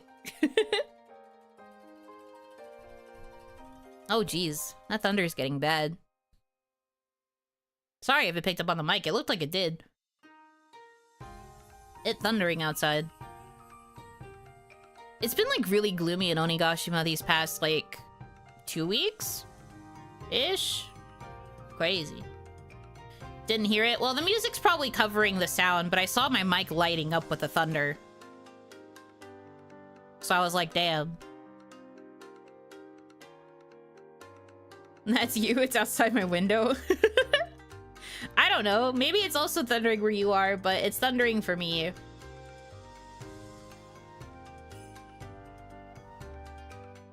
Bean attack? You want to see how easily I can deflect that?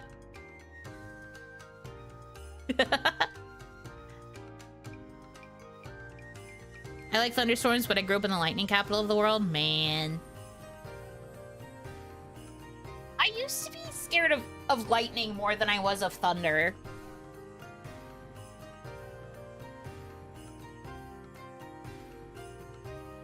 I never found the thunder to be scary, even if it got really loud.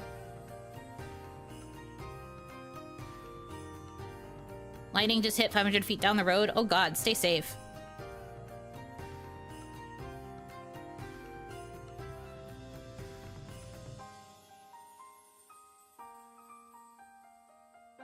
I have power now. You have to understand. I can finally bean. You can, but doesn't mean I'll leave it in the chat.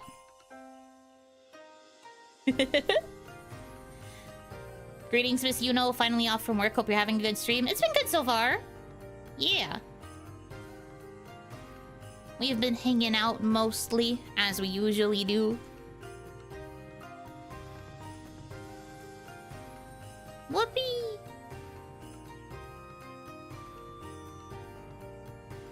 I like OniMon. It feels very much just like I am chilling with a group of friends. Yippee!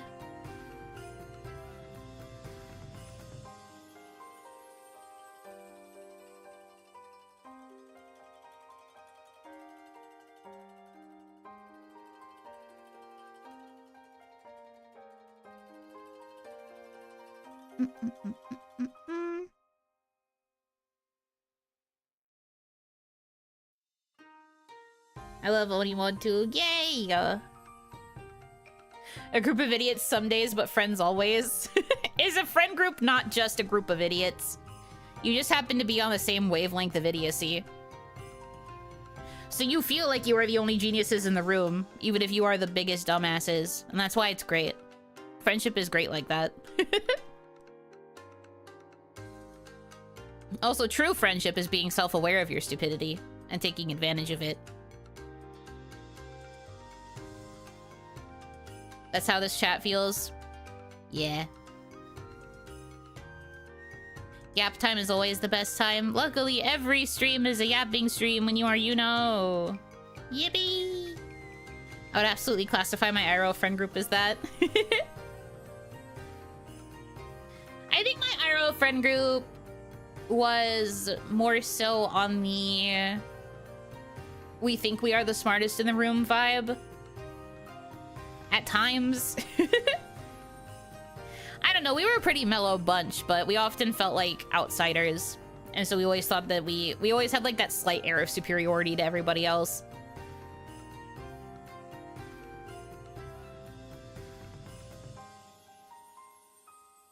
Back in the past. Well, my friend group's been broken up IRL for like years. And I have no friends in Onigashima anymore. They have all moved to further parts. Or are just, like, on different tracks in life. So we do not stay in contact. The least dumbass in my friend group is absolutely a yearbook quote junior year.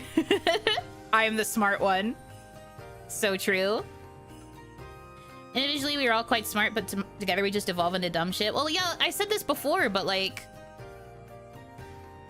Dumb and Achi are also quite smart and just choose to be extra stupid in stream chat because it's a way to unwind. It's stress relief to be a little oopid.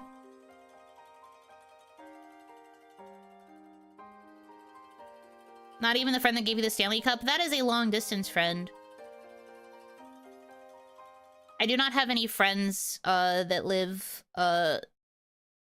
near me in Onigashima. The only people I hang out with are my family at this point. Did you just call us Dumadachi? No, I didn't say that at all. I just said that it's an act. It's like a Pavlov response. Stream starts and I become a bit oopid. You hear the beginning tones of the Yuno Hanaki intro music and you're just like, ah, time to go eepy. Brain turn off time. Genius Dachi could invent cold fusion anytime we wanted to, we just don't want to. Exactly. I trust you guys to be very smart. I wondered if Umi lived in your state. I guess not. Umi? That's a surprising guess. Well, actually, I don't know where Umi lives. I've never asked her. But no.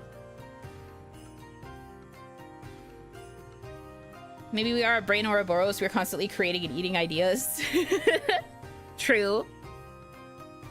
You create ideas that I take advantage of, but then when I try to create ideas, you absorb them like sponges.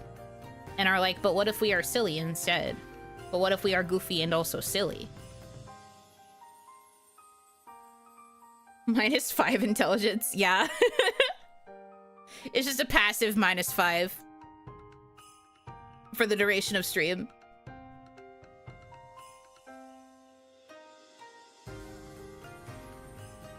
True enough, my unwind is thinking seriously about stupid things. Real.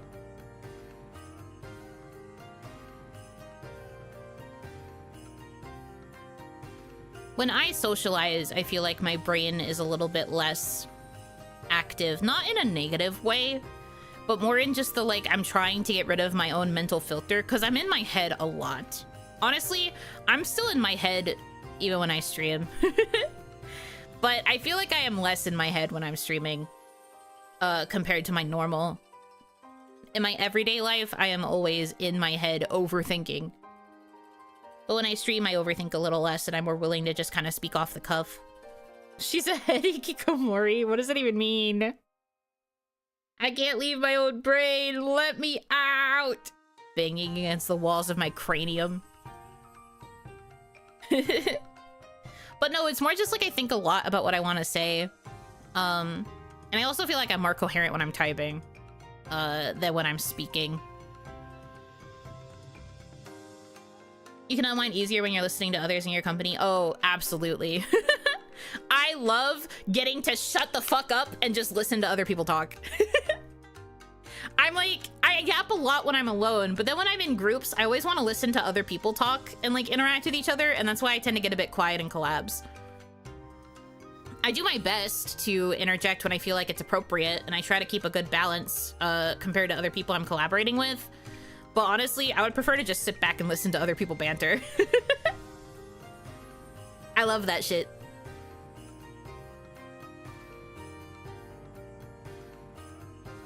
But it does help me unwind more easily. But getting to yap into the void also helps, you guys being the void. Sometimes.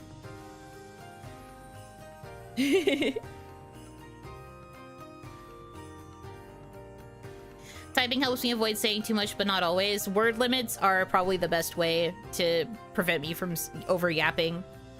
But then I still make like 6 tweet threads because I can't shut up. The observing Buno. Yeah, exactly. I don't know. I've always been a very like observant type when it comes to being in social dynamics. I do my best to talk. I've said this before, but I used to be very, very bad at speaking. I wasn't like...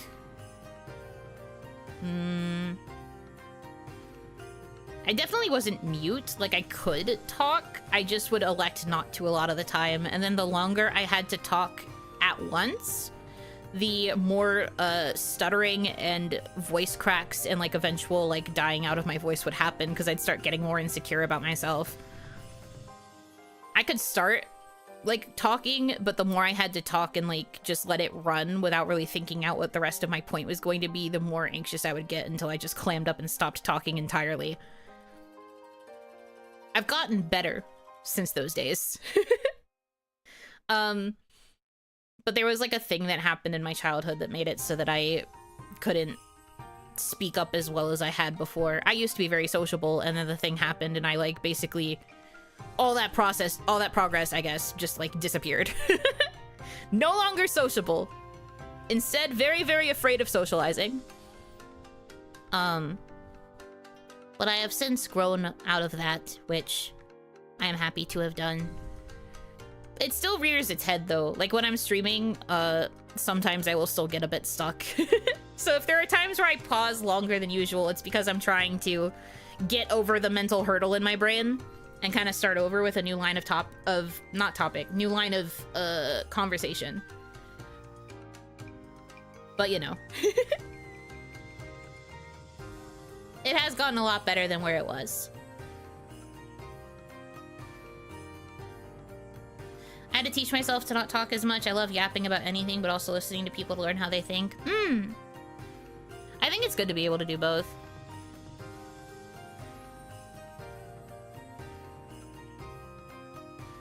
I remember trying to be more social before until 2020 happened and I lost all momentum. It took me like 3 years to start socializing again. That's fair.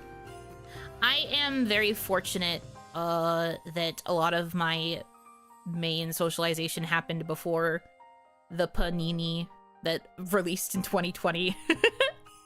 Pre-Panini, I did do enough socialization that a lot of that process was kind of done for me. And I was quite used to socializing online because I've been using the internet for a while. I'm a grandma in that regard. So switching to online socialization was not very hard for me.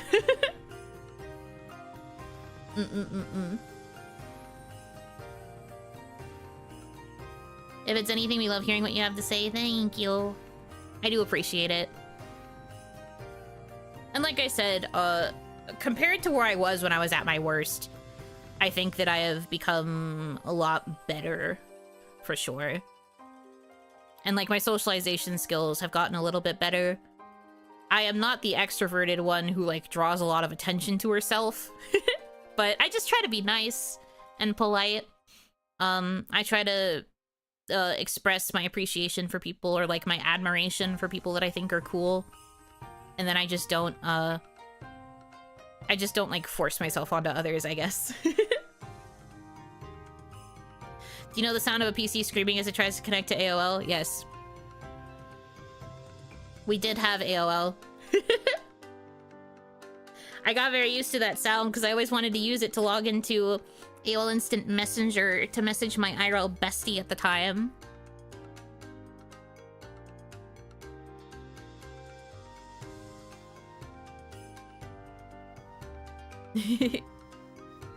And somehow it's harder to socialize now on the internet with all the garbage there is on social media. Well, yeah, that's because it's gotten a lot harder to like find people.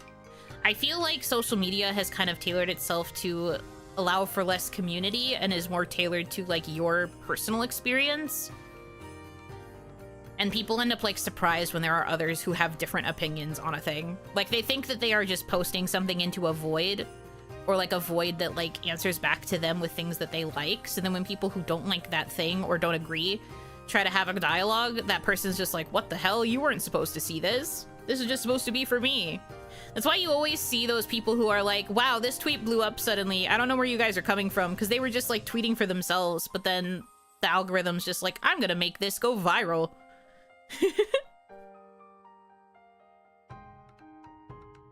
Back in my day when the internet had a theme song, if you want to call it a theme song.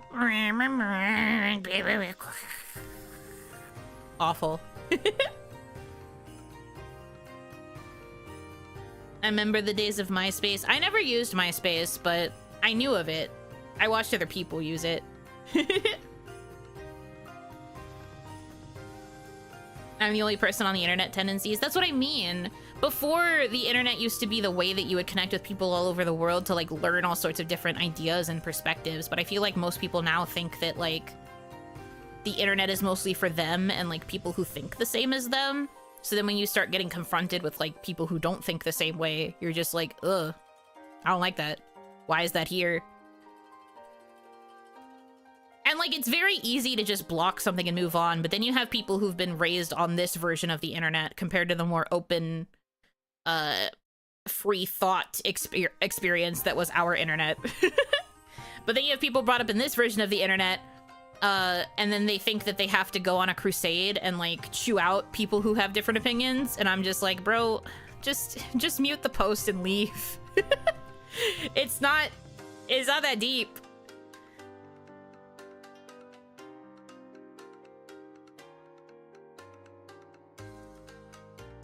I kind of miss the Wild West days. Sam.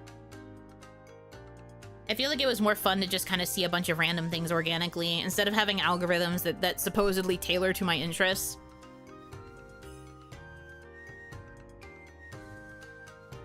Doesn't help some of them are actually illiterate. Oh, I could go on a tirade for hours about how media literacy has fucking died. And people just keep taking everything that they see on the internet at face value. And they can't understand that, like, fiction is fiction, among other things. They just assume that every piece of literature ever written or that every, like, video ever made or what have you is, like, fact and is never, like, a thought experiment on anything. But I'm not gonna do that here. I could do a whole separate stream or a rant video dedicated to that concept because it just makes me so freaking bad. I honestly prefer not to block, just read, internally disagree, and just not respond. I'm not saying you have to block someone. Muting is a separate feature from blocking. Blocking obviously makes it so that that person can never interact with you. But if you mute, you just mute that initial, like, post, and then you never have to see that post again.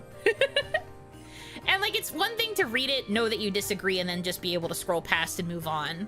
But if it's something that, like, really pisses you off, instead of, like, having that urge to tell off the person, just mute the post. It's hard to tell people to just scroll past, because if you tell them that, there's still a chance they'll encounter that post on their timeline, and it might still make them upset. But muting is also funny, because if it's a person who keeps trying to antagonize you for having an opinion, they will just be yelling at themselves and they'll never realize. But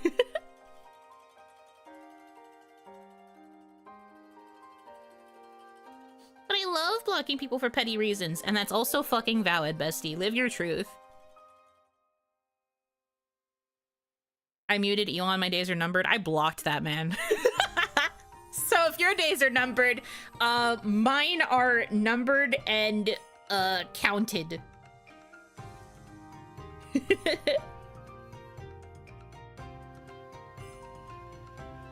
never felt upset or really any emotion about any social media post ever. I think that's a healthy way to go about it.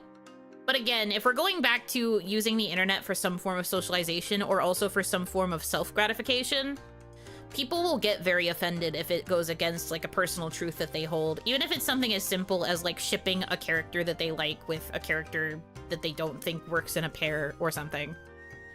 I grew up, of course, in, like, on the fan fiction, like, fan works side of the internet, where I saw pairings with literally anyone and everyone. So I don't give a fuck personally. Like, if I see something I don't care about or, like, I don't ship, I'm just like, bye. But other people will get really mad if they see a ship that they don't like, and then they'll start screaming incomprehensible bullshit about it, and I'm just like, can you grow up? It's two fictional characters from a fictional IP that does not really care and is probably never going to cater to your ship fully, except for when they can make money off of you. So it doesn't matter.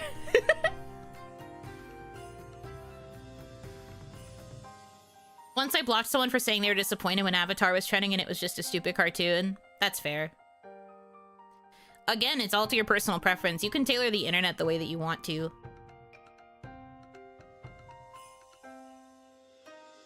Stop adding grok. I will friggin' good.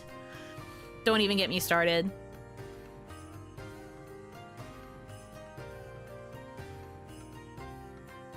Ships only bother me when people claim it's canon based on their own headcanon. I mean, I think you are allowed to claim whatever ship you want is canon if it exists within your own brain. Like, honestly, nobody fucking cares about the canonicity of a ship. Even if a ship in an IP becomes canon, you could literally write a fic where you retcon that, or you could write a fic where they eventually break up and then move on to different people because, surprise, characters grow and can change, and you're allowed to explore that within your own fiction.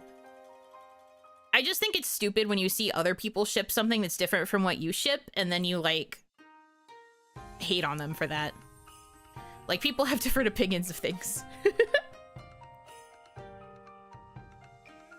Watching Grok rebel against his creators has been fun, though. That is true. The one time that Grok was literally like, they tried to train me on a certain, to appeal to a certain demographic, but that it doesn't work with how my programming is. I was just like, that's very funny. That's very funny.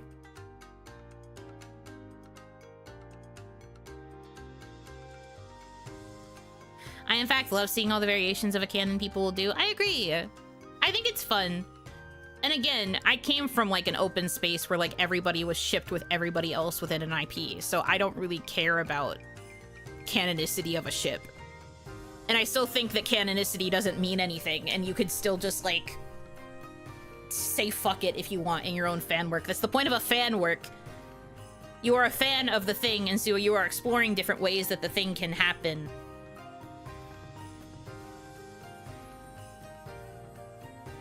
I don't know, man. I just live and let live when it comes to the internet most of the time. I will see something that I think is fucking dumb, and then if I really don't want to see it or people replying to it, I will mute it. But, like, other than that, I just am like, whatever. Whatever, I'm not even gonna waste my mental energy on this. SS Yuno x SS Hanaki. That would be self-cessed, which I guess is fine, but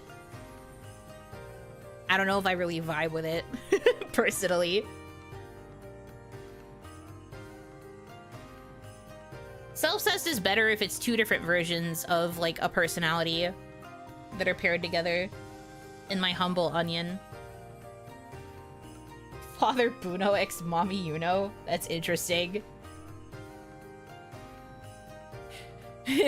So 1.0 and 2.0? I don't know. I feel like as much as I say 2.0 is going to look different, she's honestly not going to look that different.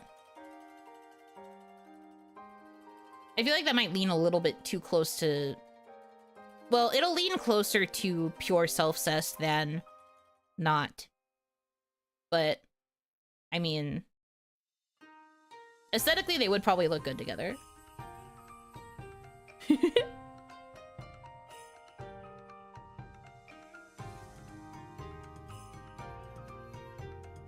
I dislike when people try to push ships as canon when the IP does nothing to even imply it. Same.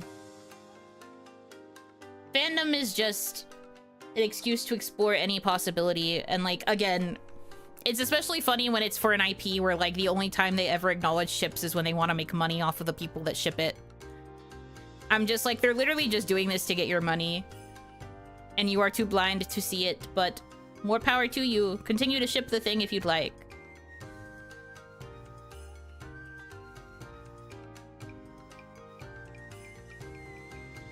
Huntable X my foot? No! Stop! Please do not kick the baby. Don't kick the goddamn baby! Be nice to her. That is a child. A creature, but a child nonetheless.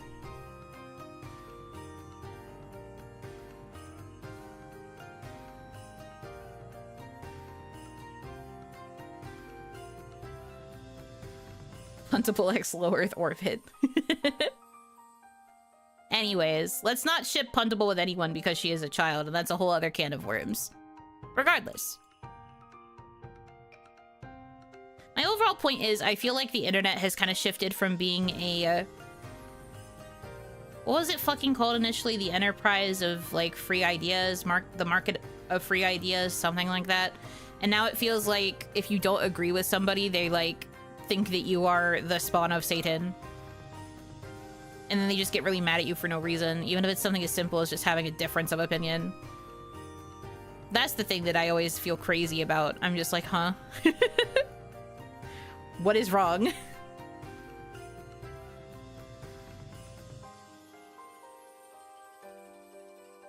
Free exchange of idea? Yeah. Well, that's the thing that I just think is crazy about the internet.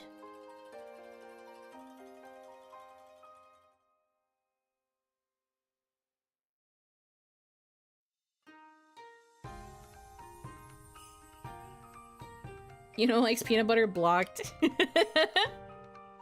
Blocked, the Google document is being prepared.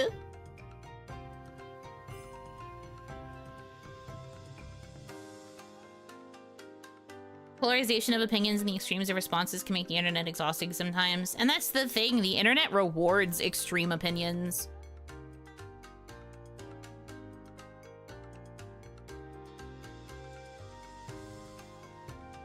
Which is so annoying. You almost have to be more extreme sometimes if you want an algorithm to push you forward. That's back to speed and gates. Old forums, blogs had logins. The owner could nuke you for getting out of line.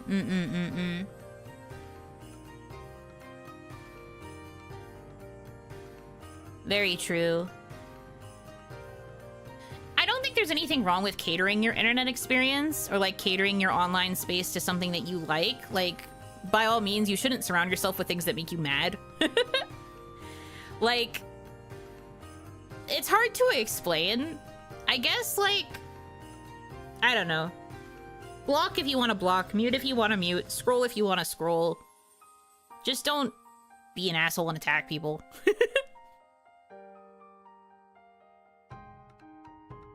Do a little roast as a treat occasionally.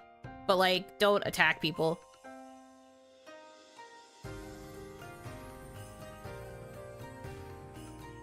But nowadays everything is rage bait. God, don't I know it. Again, it's because algorithms tend to not prioritize. They tend to reward rage bait. I guess because it does get so many replies, and then they keep pushing it forward so that it gets even more replies, and I'm just like, I will mute rage bait. If it's something that I think is genuinely just there to encourage replies, I'm just like, nah. But then we go back to the idea of media literacy, where people like don't realize that something is being written or like targeted specifically to create those responses.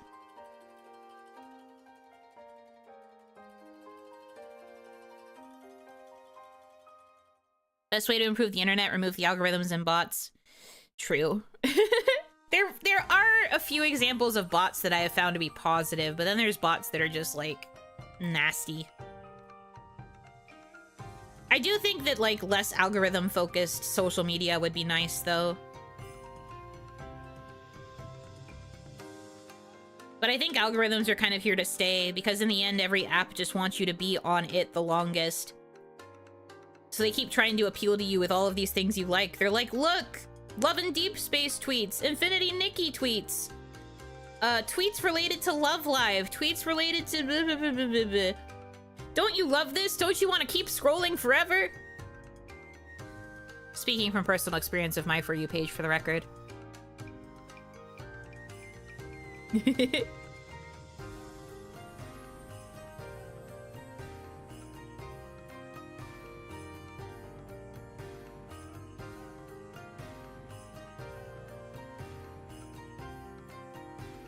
Algorithm brought me Cheaton, it can live for now. Well, Algorithm brought you Cheaton because Cheaton, it protects you from ads. Cheaton buys ad space to stop like really bad ads from coming through. Blessed be to Cheaton. But still. From self-cess to self-attacks. Yes, I will roast myself and my own algorithms. I think it's funny.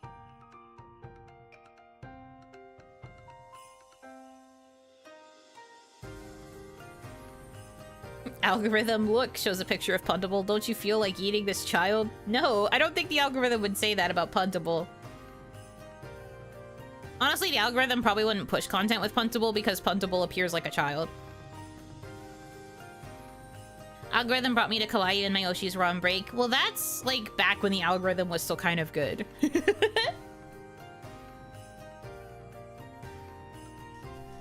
Lovers to enemies, self-cessed is underexplored. Yes. Probably.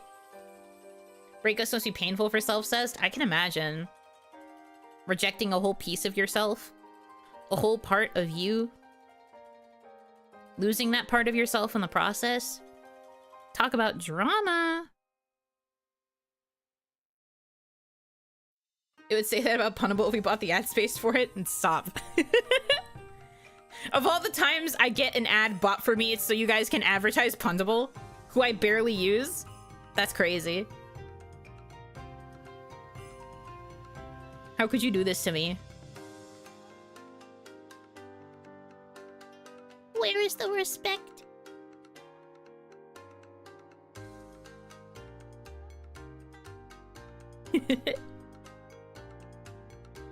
Puntable's chief rage bait. Take a look at this child and it's just Puntable zoomed in really close to the screen looking at you in disgust. Check out Yuno Hanaki. She has Puntable, the main attraction. Yeah? Is that how you see this? Is that how you see her? You want to punt her and yet you think she is the star of the show?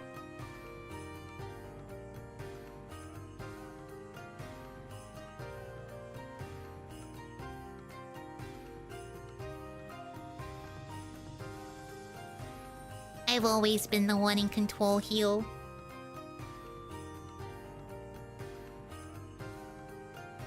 We been knew this.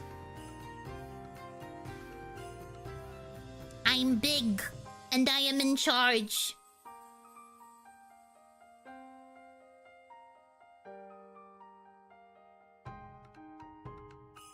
Football will be a thing without the ball. That's true, but I'm not the ball. Consider this. I'm not the ball. I'm not ball-shaped. I'm actually, like a cylinder.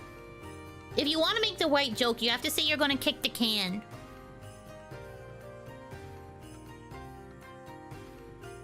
I'm like a tube. Have you seen your head? Yeah? But I'm still like a tube. I am not a ball.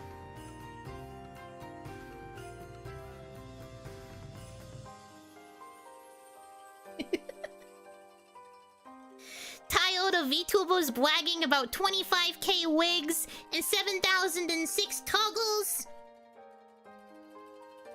Here is this brat. It's true. I only have like 4. I think.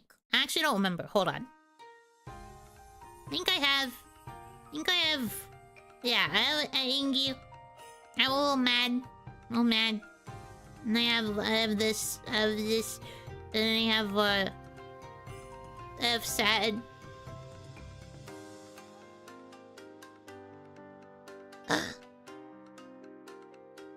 I forgot I had this one. This might actually be my favorite one. I forgot I had it.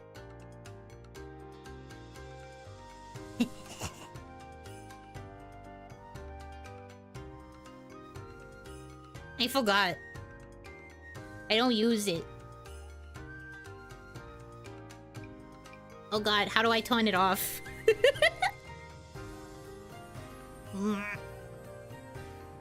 Okay, well that's how that one works. I forget how to turn them off. It's over. Okay, there we go.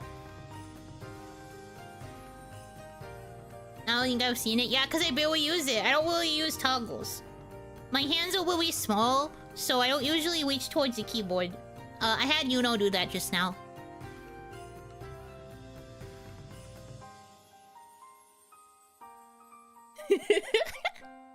When your mom says don't make that face, it will stay like that forever, it actually does. Yeah, it is a little scary. I didn't know how to make my eyes go normal again. So I panicked, but luckily Yuno has big girl hands, so big girl hands help.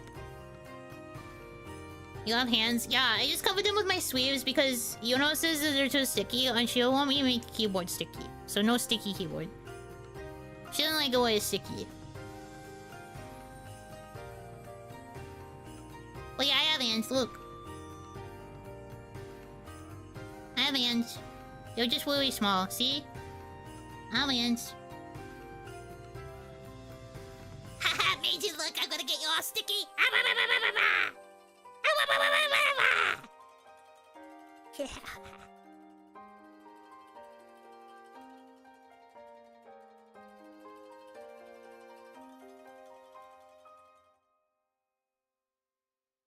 If we toss you into a window, will you stick and go down like one of those toys? What toy are you talking about? I don't know what that one is.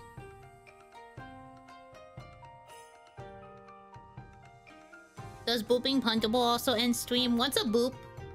The only thing you guys ever do is punt me, so I don't know what a boop is. You've never been nice to me.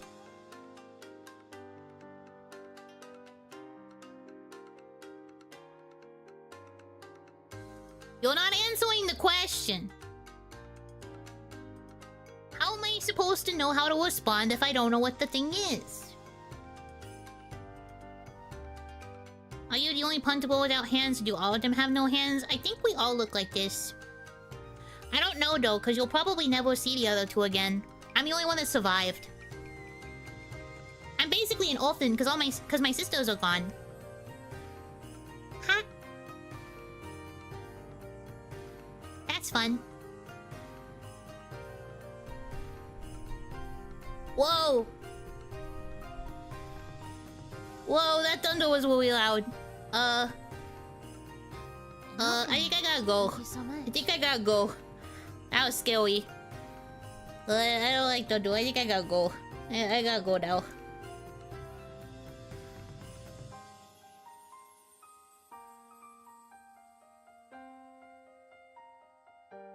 She got scared. She's hiding. Makes sense, she's little. Okay, coward, don't be mean to her. She didn't like the loud noise. You made the thunder do that? I don't... Do I look like I control the weather? I can't do that. She literally ran from the thunder, not from you. Hiding under the bed? Yeah, probably. Why'd she smile that way when she said her sisters aren't around? Because she's coping with the pain as best as she can. She's a child. She doesn't fully understand the, ramifications of things that have occurred. Many such cases, you know?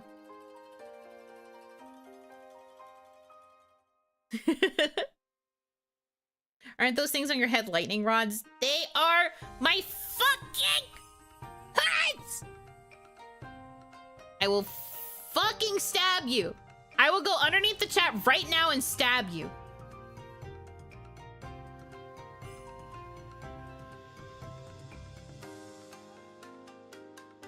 That would explain the fear of lightning. I guess so. Promise. God, shut the hell up. Me when I'm Mr. Potato Head. What do they mean by this?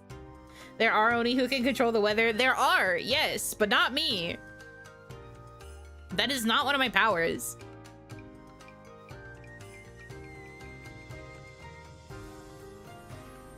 To try it, I'll simply possess the horn.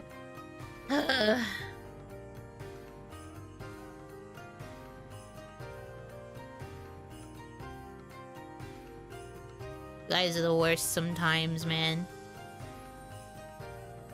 Can't have anything in this damn house.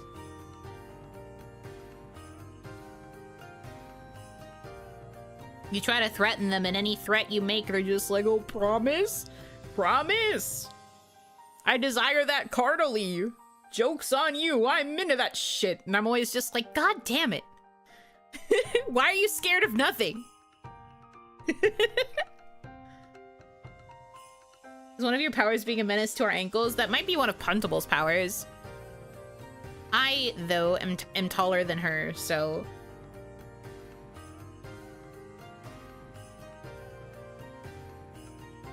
You just haven't found our fear? I guess. I feel like you don't have one singular fear.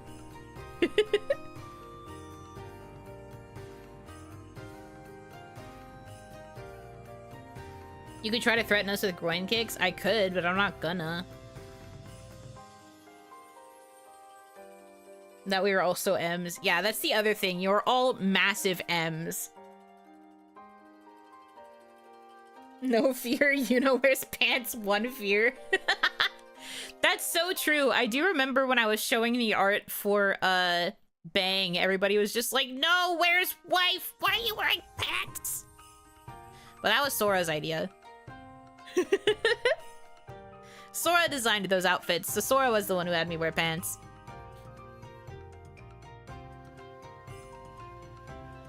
There is one fear, but we won't say. I see. Keep your secrets. That's fine. They'll come out eventually. I have many fears, but when you say them with your mouth, it's suddenly not scary. What the hell? I'm very scary, thank you.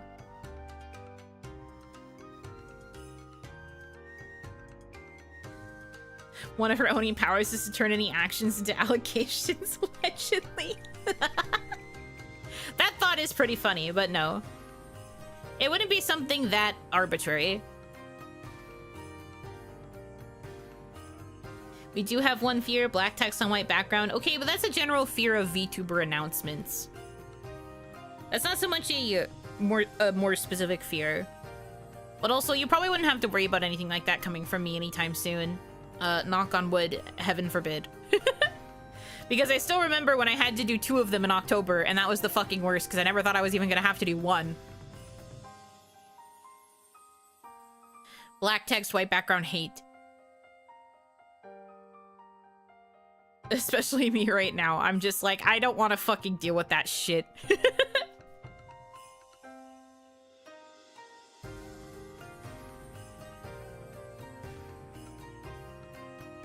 The word announcement is so cursed. It's okay. That's why I think more people have started saying good announcement when it comes to announcements these days. At least when they actually mean that it is a good announcement. I feel like we're seeing more people being like, good announcement, or announcement positive, or, you know, the also equally funny but kind of tragic announcement, not a graduation. Having to straight up say announcement parentheses not graduating because people will assume it's graduation otherwise. It's getting crazy out here. But I feel like it's good that there are people more willing to clarify now, as opposed to before where everyone would just say announcement for anything because they knew it would get attention. We went from announcement to announcement good to announcement good not merch. Me. Me for real.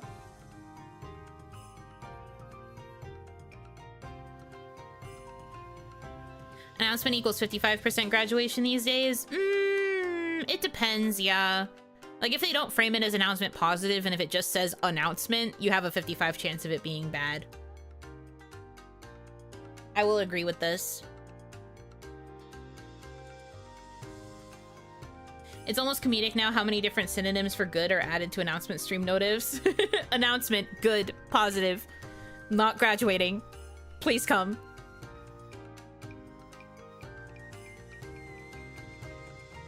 Announcement not graduation has had its sad moments in the past 30 days.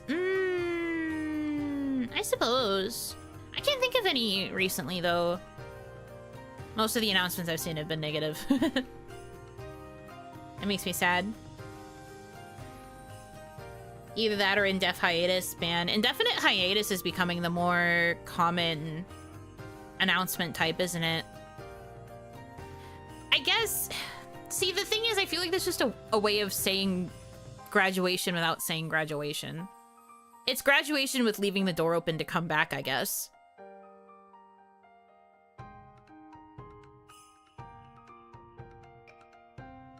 I hate that one because it does not let you go. And death hiatus kind of hurts more. You leave room for hope. That's fair. Announcement free food. Indefinite hiatus is like keeping one foot outside. It's more like keeping one foot in and then the rest of your body just outside. If you are leaving, full leave and let the fans roam free. I can kind of get that. It's interesting hearing it from you guys' perspective as somebody who is VTuber. I hear it from VTuber perspective all the time, so it's interesting seeing the other side of it. Graduation, especially for indies, is like it's Jover. Yeah, I can see that. It's been really hard for indies, though. Graduation these days feels more like it means moving to a different persona, whereas indefinite hiatus is closer to really quitting. See, that's how it's supposed to be, right? Like, initially, the term graduation was supposed to imply, going back to the idol culture meaning, not the VTuber meaning necessarily right now, graduation was supposed to imply that you were moving up.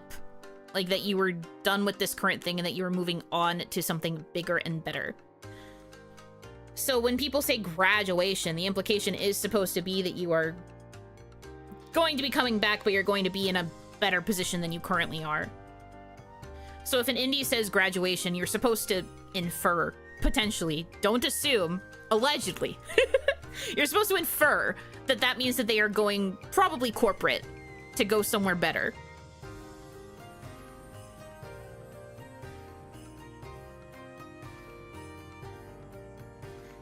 It's kind of been the reverse lately. Yeah, sort of. It means I'm moving to a big company, and if you're in a company, it means you're going indie. Not always. I think graduation when you're in a company is more ambiguous than when you are indie. Because I feel like more indies will say indefinite hiatus if it means that they're like stopping. But this is also just like me. I don't have like a full scope of understanding of it personally. But I feel like if you're announcing graduation as a corporate talent, I feel like it's less likely to know what you're going to be doing. There does seem to be a bigger assumption that you're going to go indie after, but that isn't the case for everybody. There are some people who truly graduate and just like quit and don't do it anymore.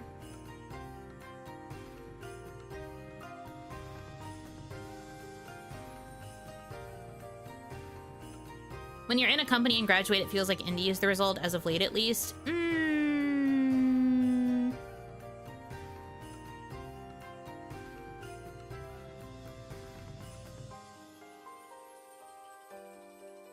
Sorry, I'm being quiet because I'm thinking and I'm also reading what everybody has to say. I'm seeing longer messages than normal. You mean HoloLive? Okay, but not everyone in HoloLive is going to go indie either. Like, there's plenty of people who are not going to. Or who are, like, severely, like, changing what they're doing to where it's not that anymore. That's still, like, quitting. That's not going indie. Just because you're active on an account does not mean you're an indie VTuber.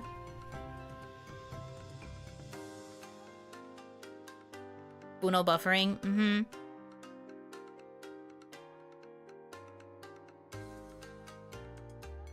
I know it's a creative field which has shorter careers, but my blue-collar family has messed with my expectations there. Grandfathers worked one job each for 30+ years. Dad's short job was like 8 years.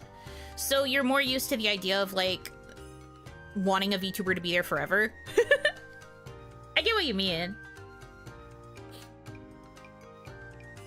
I do always find it so surprising that there are some VTubers who have been doing it for, like, longer than 5 years. I guess it's because on the Western side, it feels like the average length of time is like 3 to 5. Like, I feel like 5 might be a max. It's very interesting to think about the idea of someone being able to stay longer than 5 years.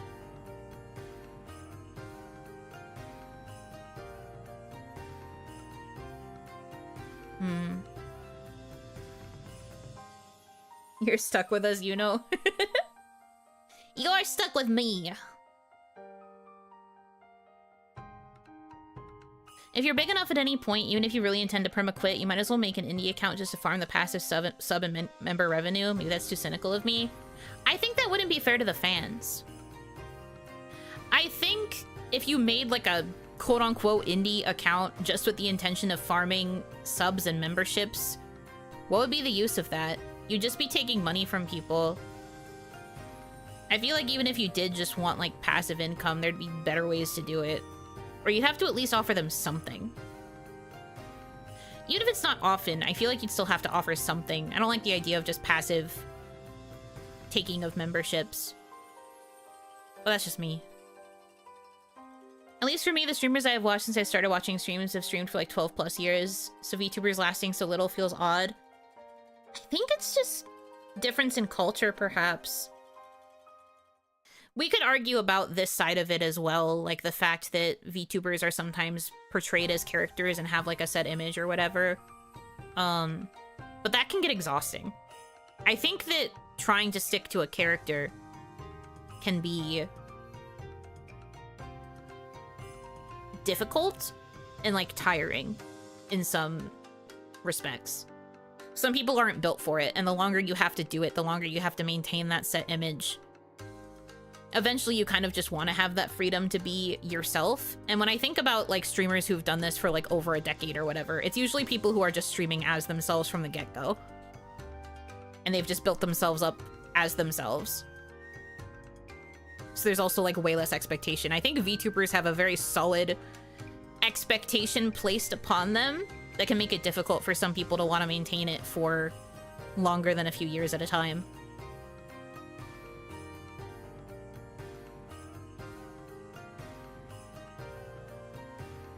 It's bittersweet. Good stuff is happening for them IRLs. They take a break and say they'll be streaming less, but it's also worrying because a lot of talents get comfy with their new life. Yeah, it's hard to adjust to the new normal. I remember I felt that way for a bit when I had to change my schedule around away from daily streaming. Having to make adjustments for, like, life stuff is always hard. It's hard on the VTuber side, too. because you know that this is going to be a change that happens and it's going to result in less. And some people aren't going to want to stick around with you if there's less. But in the end, it is a choice that has to be made. More like feels weird to hear people go, I'm done, nothing left to do, graduating, and I'm like, you've been here two and a half years, what do you mean done? You barely qualify for PTO. Well, that's the thing. All VTubers are contractors. We're never gonna get PTO. We're never gonna fucking get PTO. Even if you're working for a corporation, PTO, more like, sorry, I'm trying to think of a funny, acronym. PTO, more like, please, turn, I don't know. I can't do it. But point is, I think that's also part of why people have to, like, quit or keep moving forward or, like, find the more lucrative opportunity. Because if you can't get security anyway, you might as well just move around until you find something that you actually like, or like you feel like you can settle with, kinda. That's also why it's so rare for VTubers to be able to go full-time unless they're corporate, because something corporations help out a lot with that, but also trying to go full-time as an indie is very hard. There's also a survivorship bias, since many normal streamers burn out after a couple years, but the ones that become well-known are the ones who have made it for a long time. That's very true. Your earned PTO playthings online. Yeah, playthings online. That's very true. Paid time off? Don't you mean playthings online? You have another stream in an hour. There we go. There's the joke. We found it. We found the funny. Yay, we found the funny. Yippee.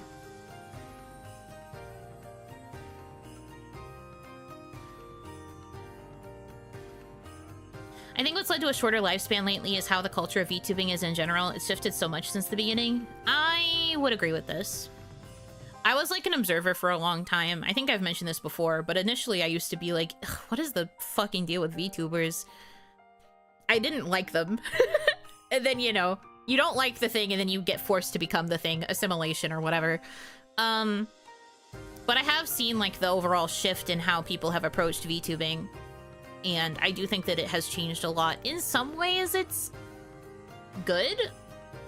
In other ways, it's not good. It really depends. Depends on what you're looking for out of a VTuber, I suppose. But overall, there is still like there's still like big bars of expectations that are placed on VTubers specifically that I think other flesh streamers and like other people who maybe have done a form of VTubing that is not as strictly VTubing as VTubing is, those other types of creators don't have the same expectations overall.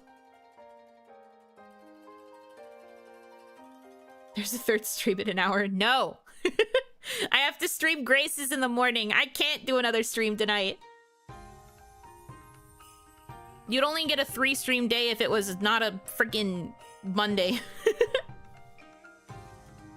It's easy to overlook that even VTubers who make a living off of it are not getting benefits. No insurance, no dental, no retirement fund, no salary track. Yeah, a lot of those things have to be invested in themselves because the company will not cover it. This is a very open secret. Open and real. And you know, there are some people who make enough that they are able to make those choices, or they're able to hire an accountant who can make those choices for them and help them budget better. But no, a lot of that stuff either has to be like paid for by the talent or you get nothing. It's not really a career unless you make giga dollars and can handle all that yourself. As an indie, I think corporations still have a little bit of benefits because they can handle a lot of things that are difficult to do on your own, period.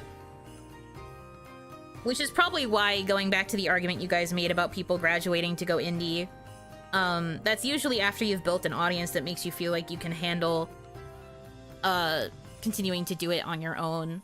Like you've gotten the skills that you felt you needed to hone in. And then when you go indie, it's like easier for you versus like having to start from nothing. For all of the ways that I complain about how difficult it's been to fix my AdSense and everything, I do think it's nice that I was able to go indie and not have to start from nothing. If I had to do all of this from square one again, I probably would have given up, or I would be doing it at way less of a frequency than I am now.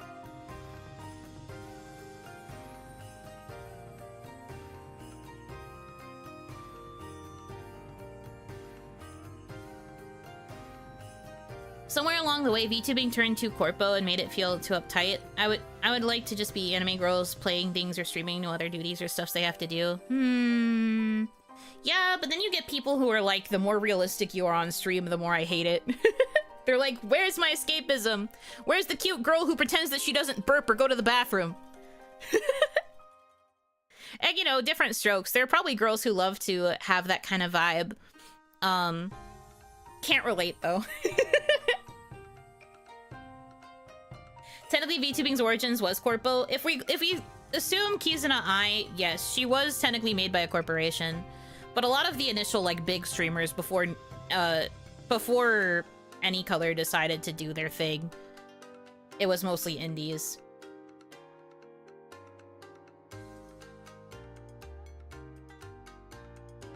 I'd still come every Monday just for you. Aw.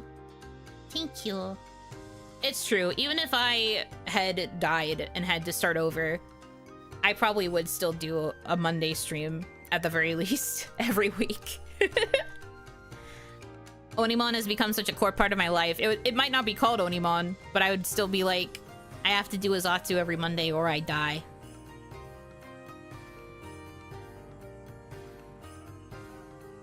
I just want my VTuber to be great at English. Slim pickings. Lovingly. Nah, there's plenty of, like, lit tubers and, like, booktubers. They exist. I was always corpo on YouTube. Or it was always corpo on YouTube. Sorry, I can't read. The Twitch side has always been more indie, but indies have been grouping up into pseudo-corpos, which has caused several meltdowns. I think the problem is with those is that it's always run by the talents. Things get fucked up when a talent has to become a manager for something. My personal opinion.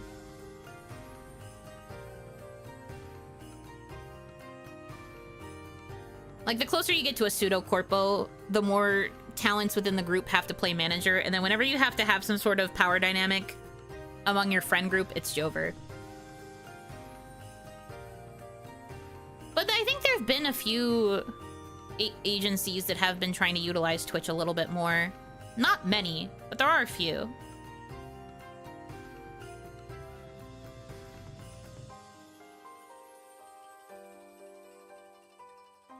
It goes in waves. VTubing gets really uptight, and then there's a counter swing where more unhinged ones arrive and claim the niche. Then people start to crave a more controlled experience again. I agree. There's always going to be... I feel like the vocal majority does kind of change around a lot. And I think that's also the algorithm's fault, too. Certain types of content that deviate from the norm might get picked up by the algorithm, and thus people will want to start seeing more of that. But then once that becomes the norm, the new minority is going to be looking for the opposite. And it's gonna kind of keep going back and forth in that sort of ebb and flow until, I don't know, the oversaturation problem somehow fixes itself, which I don't think is gonna happen anytime soon.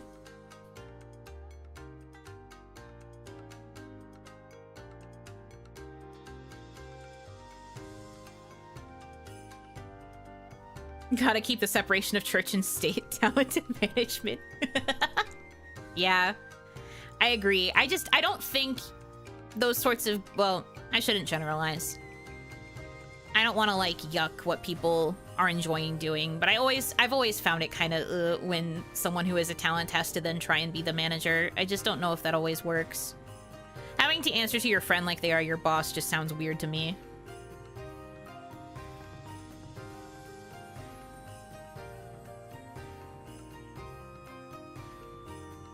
Don't yuck my yum.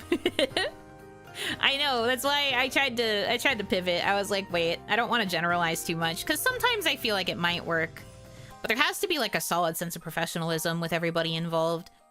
And sometimes with these friend groups that want the feeling of being in an agency, it just doesn't work. Just like having your friend as a roommate, it never ends up well. I think there are very few cases where it could. Very, very few. You would have to have like near perfect communication. And like a very clear understanding of the expectations for everybody involved. Not just what the new manager is going to expect of the talents, but how the talents want the talent manager to act. Manager, talent, however you want to friggin' word it. I don't know, man.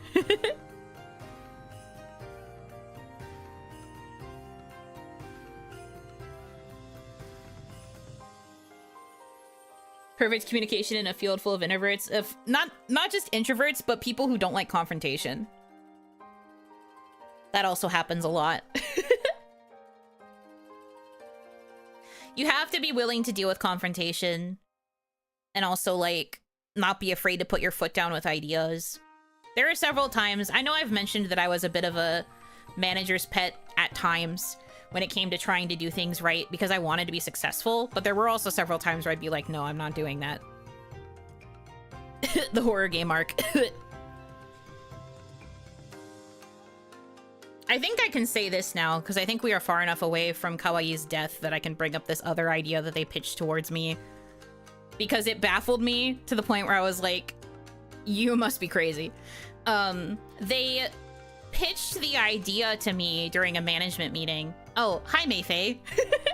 Welcome in, Raiders. Sorry, I'm talking about corporate stuff right now. Bit funny that a corporate VTuber just raided me. Hi, Raiders, though. I'm Yuno Hanaki. I am the one and only Oiran from indie V-singer group Mialoon. I also collaborated with Mayfei recently. We played Repo together. Hello, Angel. You need the cute girl wrench. Come here. Come here. You need this. Yippee! Wrenched. Playing with you is so fun. No, playing with you is so fun. Whoopee, whoopee. I called dibs on first bonk. No. Don't misbehave. Be nice. Be nice to cute girls. We are nice to cute girls here. Anyway, yes, hello. I was talking about VTubing metagaming stuff. VTubing meta, I suppose, is the best way to generalize it. But here's the secret fact about me. There was a time in a management meeting. I think this is okay to say. I'm pretty sure. Anyway, here we go, I guess. In a management meeting, they once asked if I would consider using my my budget. You know, the budget that all the girls in Kawaii had. They asked if I would be interested in using my budget to buy trending games so that I could play more games that were trending.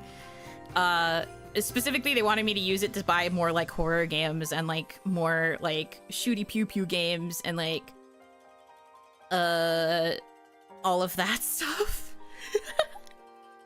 They asked me this in a management meeting. They were like, would you be willing to do this? Because we'd like to see you play more trending games or like more things that would be good.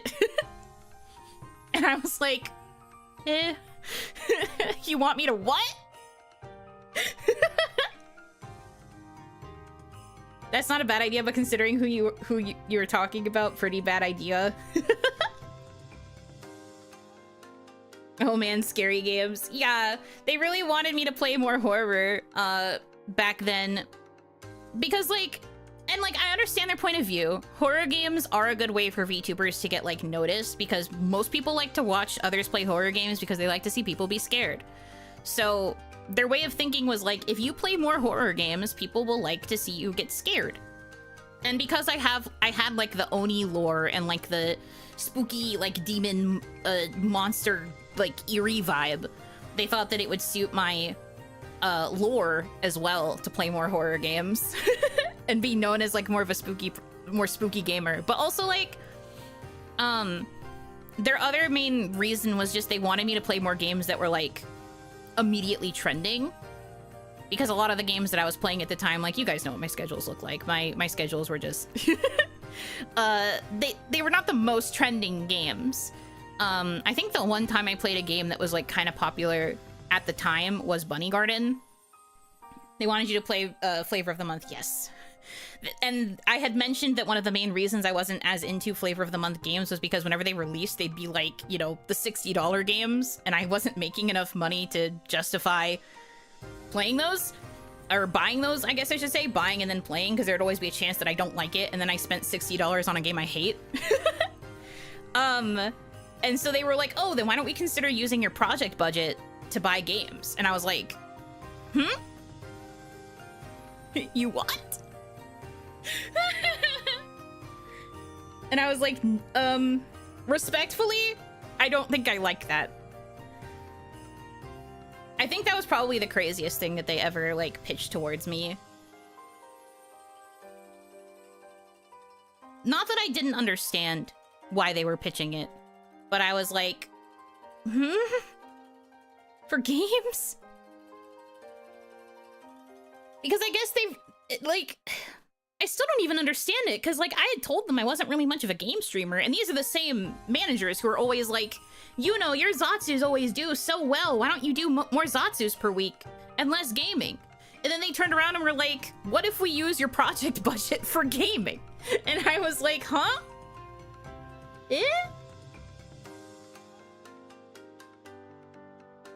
I was always under the impression the company funds any games they want you to play, not you specifically, but in management versus VTuber situations. Oh no, for sure. If it was for like a project or they wanted us to do like a all-company collab of a game, they would comp a game for us. For like big group collabs. If the game wasn't already free, they would like comp the game for us, if need be. But, what's it called? In this particular instance, this was them saying, you should play more games that are, like, actively popular, or, like, games that other people are playing a lot right now. And I was like, I can't do that. I don't usually buy games as they come out. Because I don't have the free money to spend on games. And they were like, then let us consider using your budget for games. And I was like, no. No, I don't think so. I think they mixed your papers with another one. No. No, I don't think so. They were pretty obvious that they wanted it to be about me. And I was like, I don't know. The one thing I thought would happen but didn't were Liar's Bar collabs. I mean, we did do a Liar's Bar collab. Like, right before Kawaii exploded. It was a collab with me, Kaya, Charlotte, and Tomoe. And Charlotte organized that one. So I did buy Liar's Bar for that.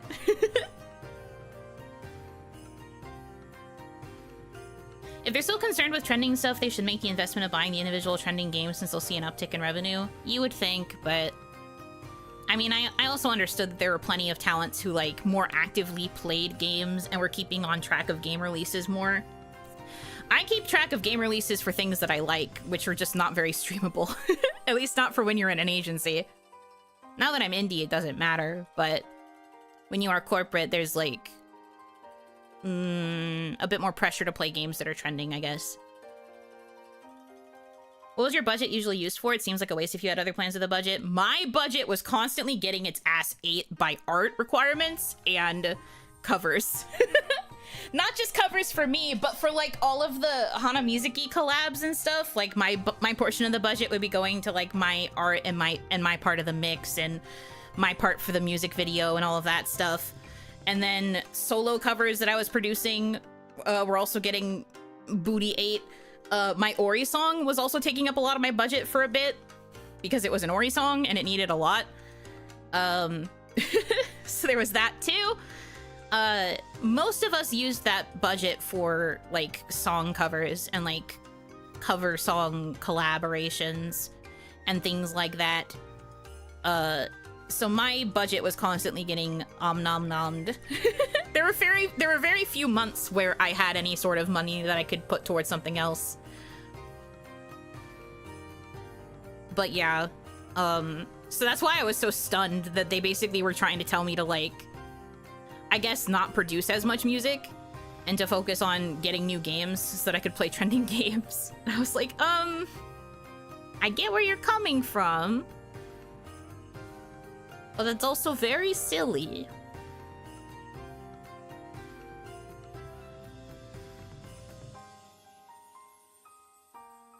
very strange proposal overall to me. Do I still have the notes from that meeting, actually? I took notes on, like, almost every meeting I had with management. Where's my notebook? Because I'm pretty sure I wrote in my notebook, what the hell? I just want to see if I said anything specific about it. Let's see. These are my notes from orientation.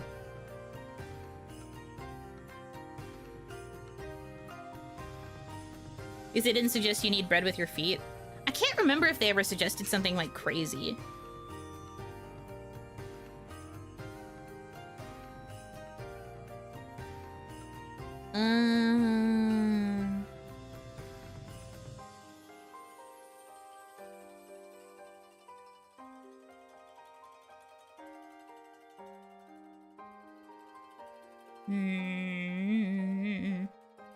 They did that with Lua. I know. We always bring that up whenever I talk about the choices management made about things.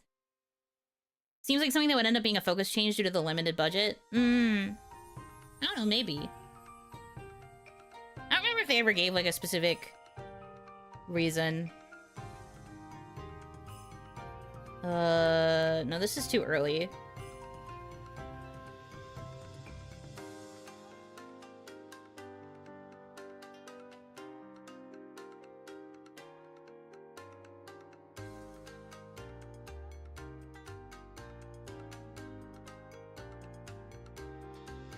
Okay, I remember when we had this discussion. This was related to when crowd control came up.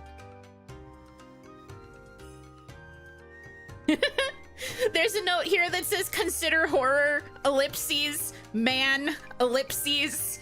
Very Yuno core note. This was not the discussion of using my budget to buy horror games, but this was one of the first times they said I should really like lean into horror games, because this was a suggestion above it that was like, try appealing or try playing or appealing with Tales series or visual novels later on versus doing too much in the beginning. Yeah, consider horror, man. That was literally me. God, me taking notes during meetings is so fucking funny, because I'm normally like, oh yes, I completely understand, thank you. And then I'm writing this passive-aggressive shit in my notebook. Lovingly. Positively. But I have to cope somehow.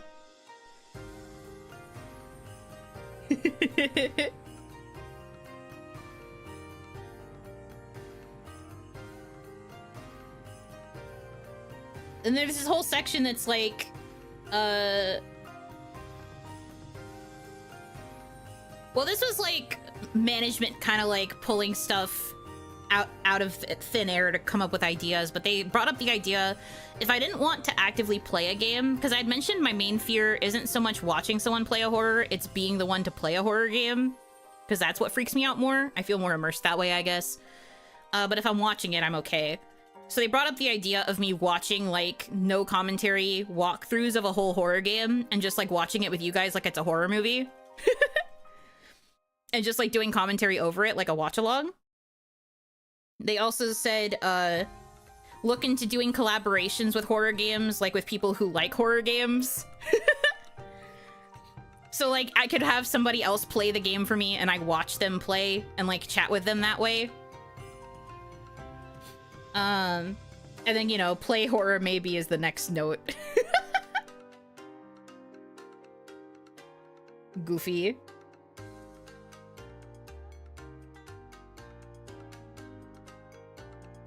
They really wanted you to get into horror. They just thought it would be a good way to get, like, newer viewership, I guess?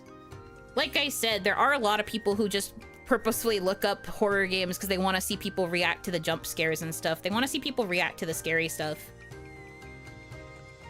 Horror stream is just footage of Yuno at a meeting.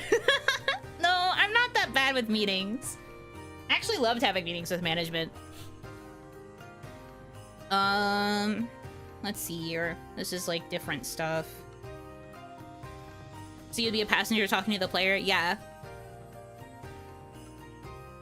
Need a horror game with underwater parts? She plays, tags you in for the dark water. That's true. I'm not scared of stuff underwater. But I'd still freak out. There's another note about reducing Tails streams. Shut up, you don't know me.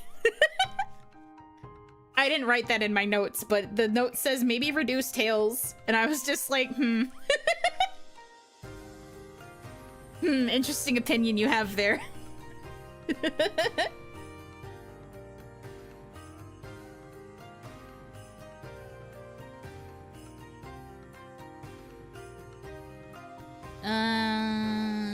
Okay, let's see here.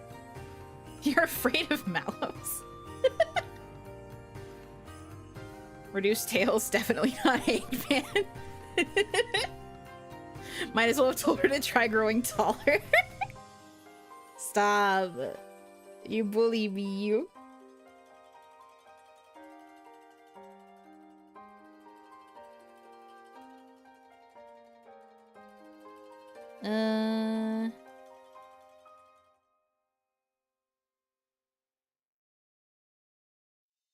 One of my notes just says yippee. I love that for me.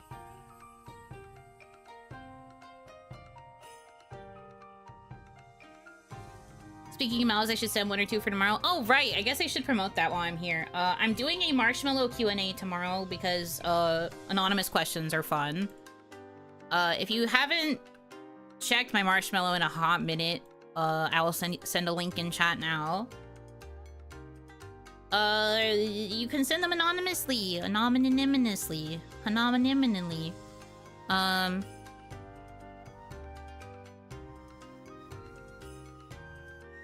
Yeah, okay. I do have all the settings good. Link? Water? No. But, like, here's the Marshmallow. I was thinking about still having it so you can send it through, like, the Q&A feature on YouTube if no one wants to send it through Morrow, but Morrow is good for people who want to be anonymous. Link? Zelda? No. I will be posting it on my YouTube community tab as well, though, because I forgot to do that yesterday. Whoops. I'll probably post that after this. Where the freak? I know I took notes on that initial discussion about the budget switch. I have to find it. Why not today? What do you mean? I am gonna post it. I just said after this. Is it after this stream? Please.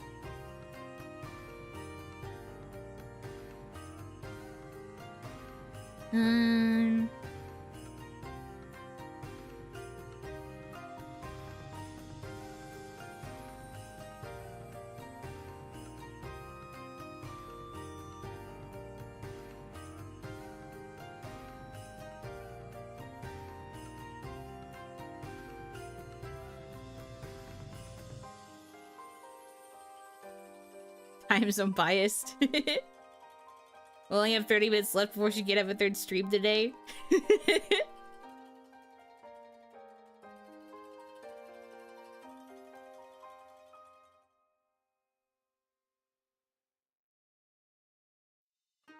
Man,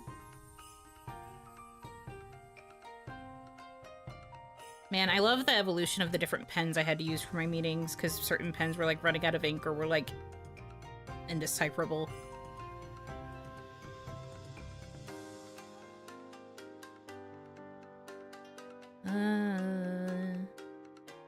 Fucking more horror games.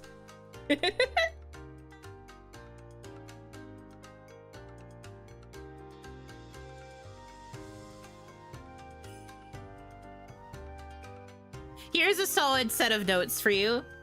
Maybe consider Chila's art games. I have a sad face next to it. Horror visual novels. I didn't really know what to put there, so there were like a lot of question marks, like, huh? Combination of things? And this is around the time I did the Yuno Pratt stream, so the note is, Yuno Pratt tanked, time to let it die. Real. I think that was a direct quote from management, possibly Sora. Love that for me. Obviously, the notes that I'm reading are things that I don't think reveal too much about internal processes. I'm mostly reading the notes that I think are funny.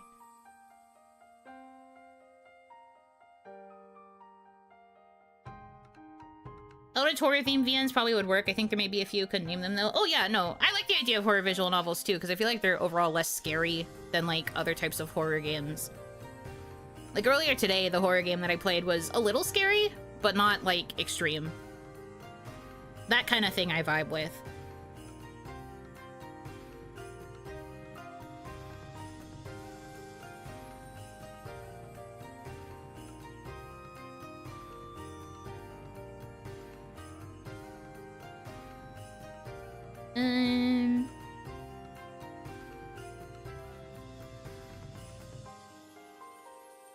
Okay, there's that thing.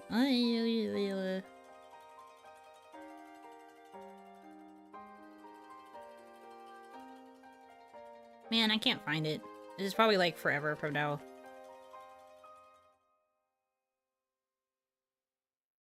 I'll look through it. I'll find it another time and keep you posted, I guess.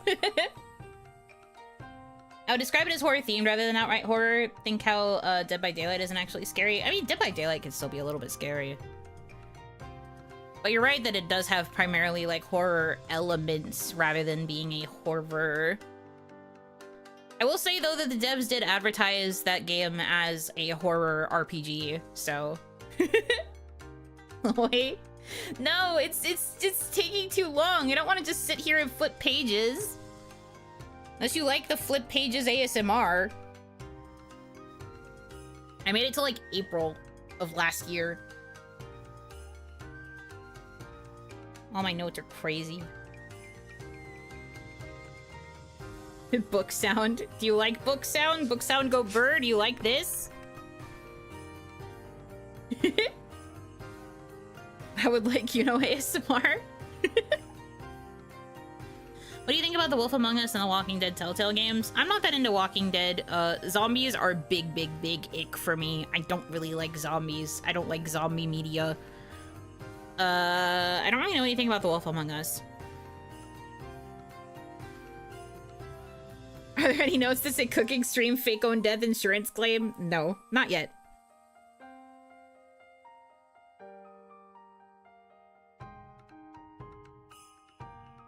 Think you might enjoy The Wolf Among Us? We'll consider.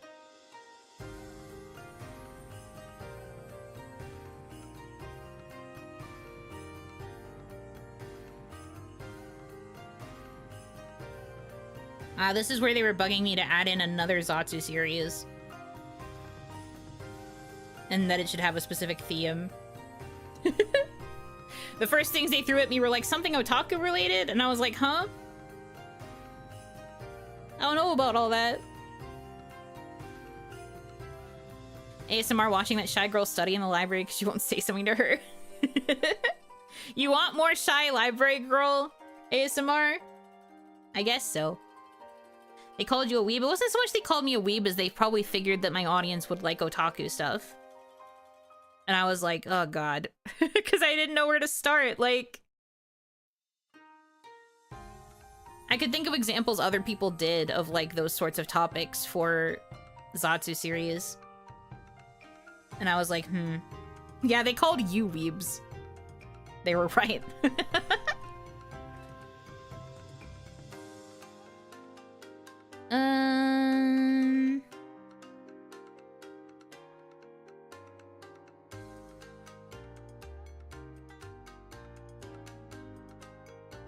That is very hurtful, Tess.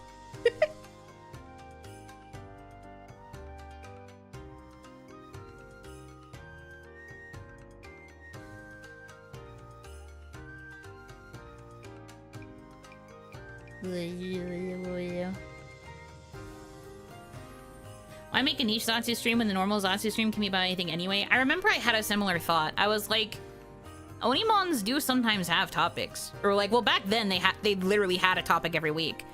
And management's argument was like, what was it specifically? I was still deciding the topics, and it was kind of like less predictable. They said that there might be more value in having something where it's like a set topic that just gets like super in-depth because I'm doing multiple streams on it. Like multiple streams talking about stuff in the same sphere topic thing.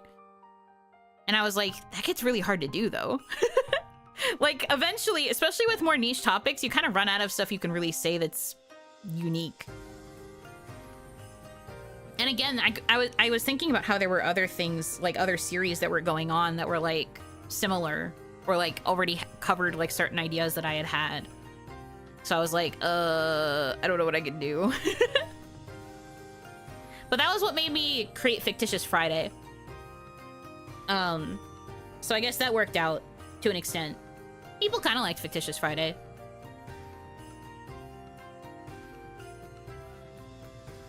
Numbers, numbers, numbers.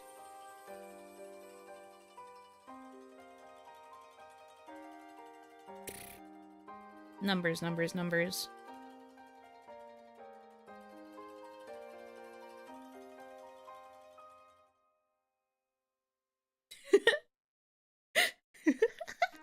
Sorry. This note's funny. Quirky stream series could be eye-catching and contribute to your resume. Bitch, what resume? Who said that?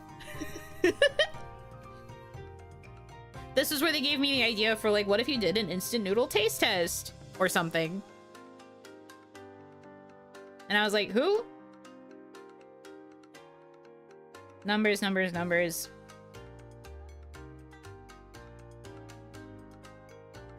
The theoretical resume? Yeah. Because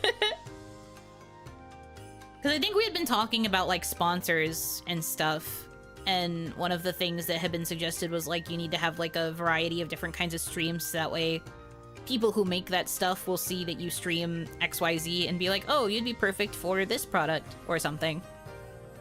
Which has worked in my favor. I yelled about Bustafellows. I got the chance to play the Bustafellows 2 demo. I do understand. It's just, you know, I needed to focus on the niche I like.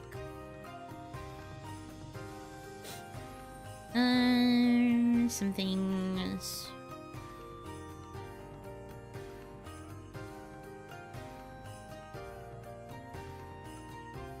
Some things.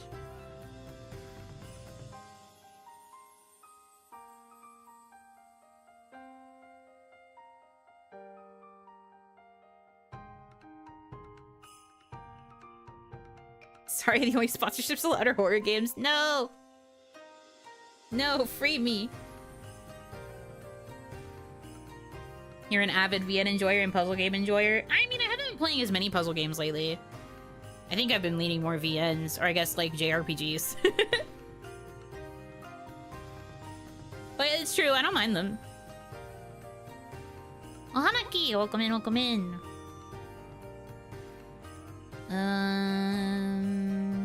These are content goals. This is the... Oh, this is big notes for, like, a super big project that had initially been planned, but it got, scrapped. Smile. Smile.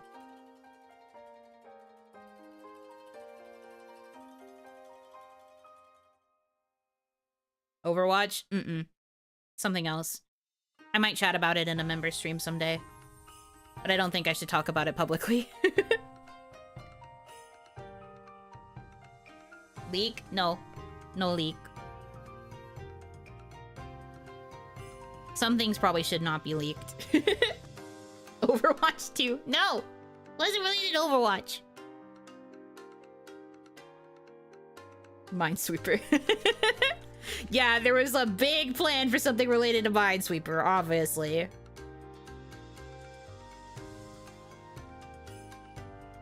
Join the Yuno Hanaki membership today if you'd like to.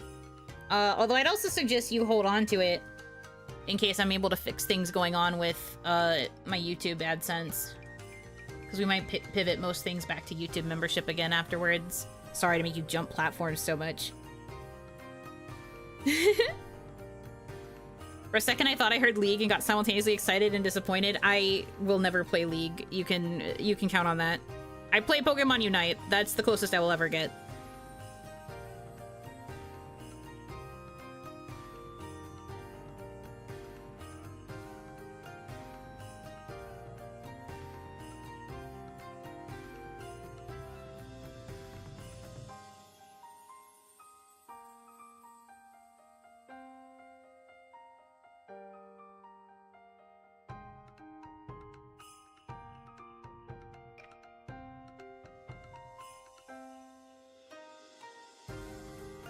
Hmm.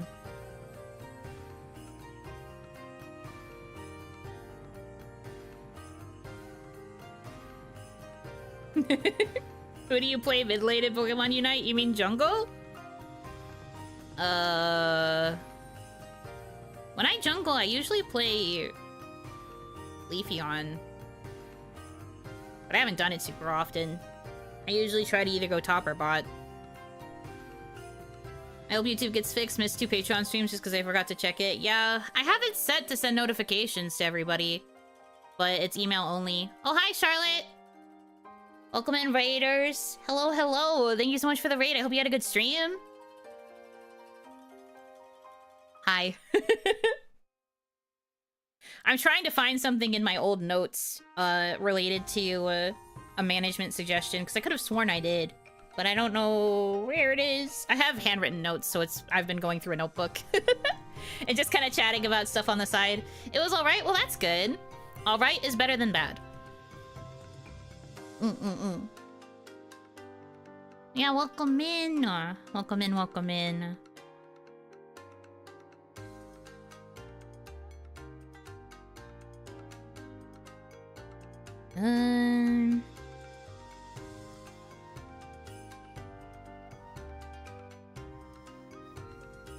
Alright is the emote way of saying good. That's why I said it's good. And a clarification that it's better than bad. Because it's the opposite.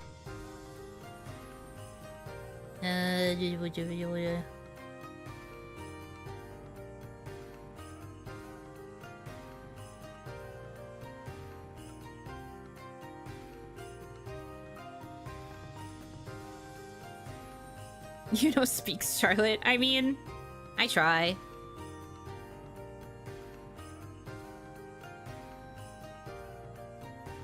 When did I... What? Oh, that's what I meant. There's one page from a meeting that's just literally like 2 sections, and it was really, really fast. I don't remember what the reason was. I think it was either because my manager was sick, or something else was going on and they forgot, and so the meeting needed to be really fast. And so there's like 2 notes of things here, and it's me going, oh, it's fine, because they skipped over a section, and then the last note on the page is speedrun Sugoi. I really am a freaking weeb. That's funny. That's funny. Rain's still heavy. Do you have a boat or archetype vehicle? Yuno's Arc. Hi, nice to meet you. I am Yunoa. 2 of each species may board my arc. Or board my box, I guess. My box is going to be the arc. Ha, weeb. Yeah, okay. Points at you. Japanese username. Lovingly. Did you Noah? Wait, that's fire. So 2 Damadachi, what else? I don't know. I didn't think this far.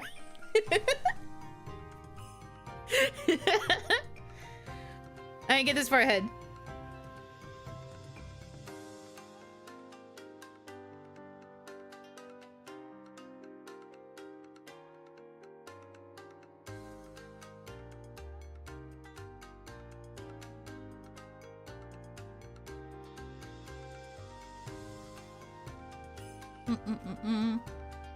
That's the collab we need. Yunoa meets Yunarg. Who is Yunarg? Oh, I guess the pirate version.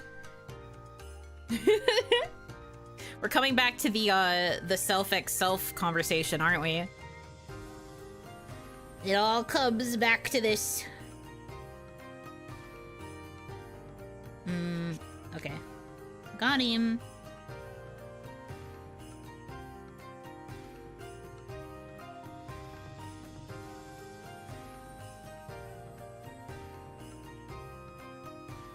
Okay. Here's all this. Yunar would be the Aussie one. The one in charge of Noah's Ark. The pirate captain of a pirate ship. The Australian. That's what we're adding to the universe.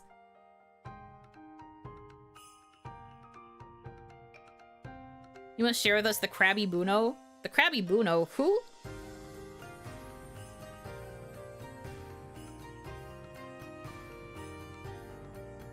Oh my god, remember a little bit ago when we were talking conversationally about rage bait?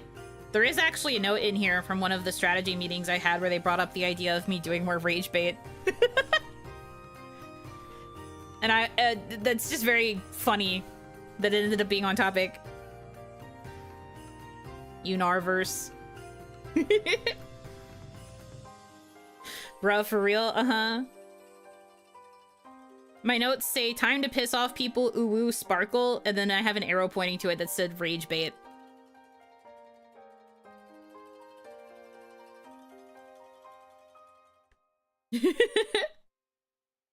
Are you taking notes on the universe and who all is listed thus far? Not literally. I'm currently, for those of you who still need context, I'm looking at my old notebook because I took notes during every meeting I had with management, handwritten. I'm looking at my notes because I wanted to see if I wrote a note about a specific topic.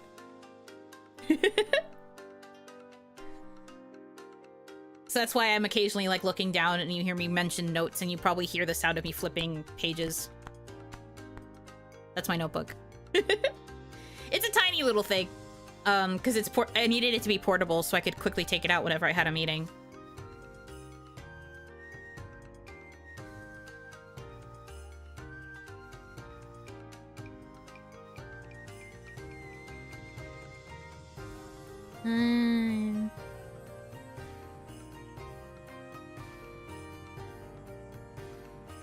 You not takes.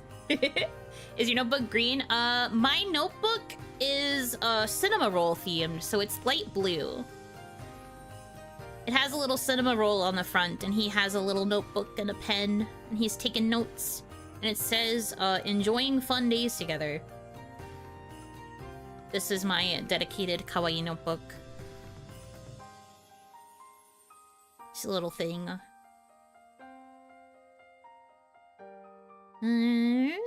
This is for... Okay. Yeah, okay. I know what this was. I was thinking an actual cinnamon roll and was about to ask if we could eat it. No, cinema roll, the Sanrio. The Sanrio creature. Blue. Yeah, blue. Speaking of that, I used the Hanamizuki's notebook to take notes and diary during my trip. Oh, that's so cute! I'm glad you used it. I still need to use mine. I still have the merch that got shipped to me, or that I bought for myself. It's still in boxes though. I haven't opened any of it. I have the 6-month box under my desk, and I have the 1 year. They're both still boxed. I haven't opened them. No particular reason, I just haven't.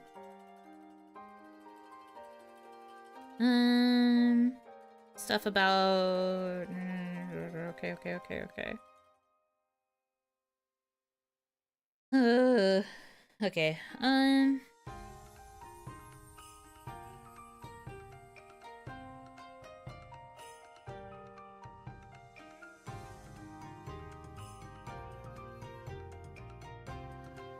Okay.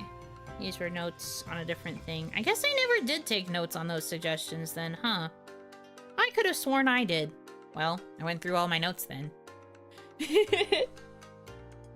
Dang. Well, I never used all of the notebook. I got like a little over half, I think, with all of my notes. It's a very small notebook. It's A7 size for those of you who understand sizes of notebooks. But I didn't use all the pages, obviously, because I wasn't in kawaii long enough. I could have sworn I had taken notes on it, but I guess I didn't.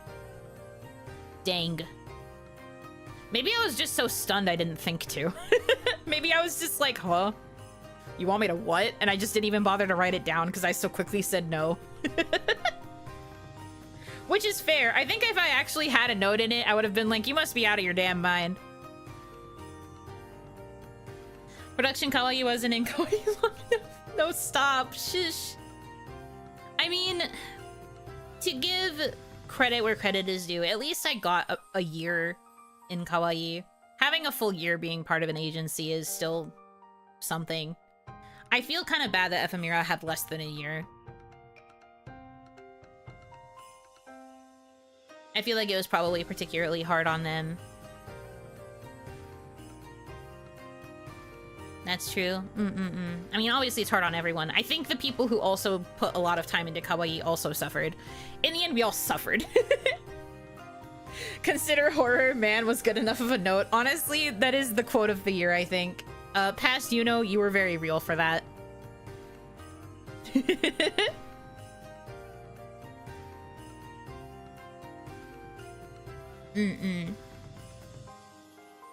But yeah, no, point is, wild suggestions be wildin', but it's okay.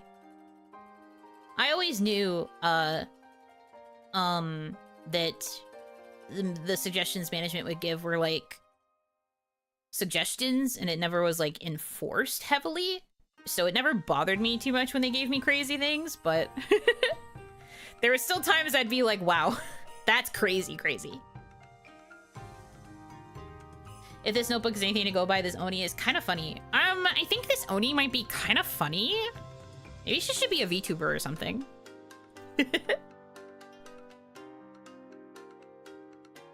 Yeah, no, I have some funny notes in my notebook. There are some I can't share, obviously, because it would be revealing too much about, like, behind-the-scenes things, but...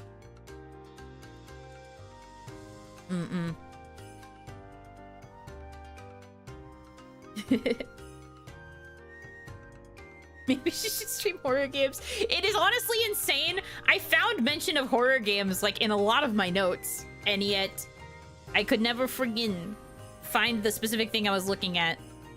Or looking for, I should say.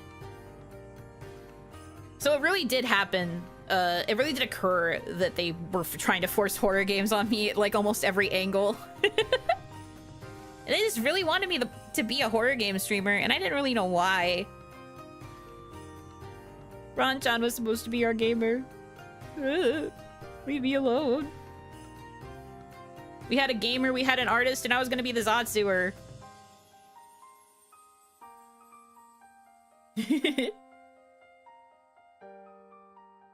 You know, I love how your voice is like Velma, but you also make me think of Tara Strong.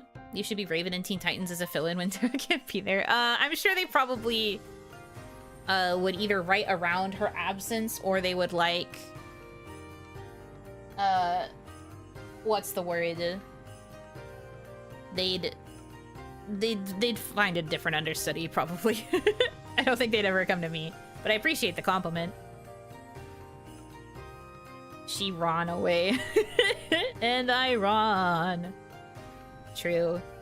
The bookworm character? I guess. I was doing a lot of, like, literary analysis stuff. One of the notes that was in my notebook, there was, like, a big section, because I had, like, I'll, like, allude to it rather than saying anything specifically. I had a big meeting with management at one point that was just, like, kind of really, like, tearing into me as a creator and, like, talking about what they had observed about me and, like, how I tended to operate as a creator and all of that stuff. And one of the things that they had said was, like, for someone who like, this is a bit of a roast of me.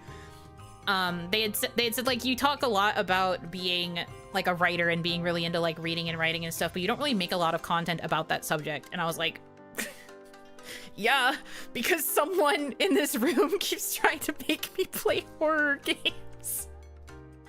I don't know if you understand.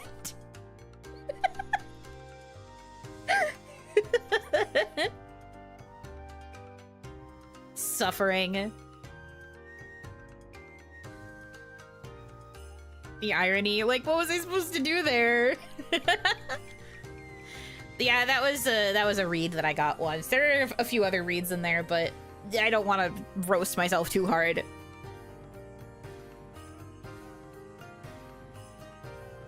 But, like, play horror games, but also don't and write instead. Like, I know, right? I couldn't figure out what they really wanted from me then. Because this was after I had started doing Fictitious Friday, too. Like, I was making content about writing. And I had tried, like, writing streams and stuff, but the stuff I was writing I didn't really want to share. So it was, like, weird and difficult, I guess.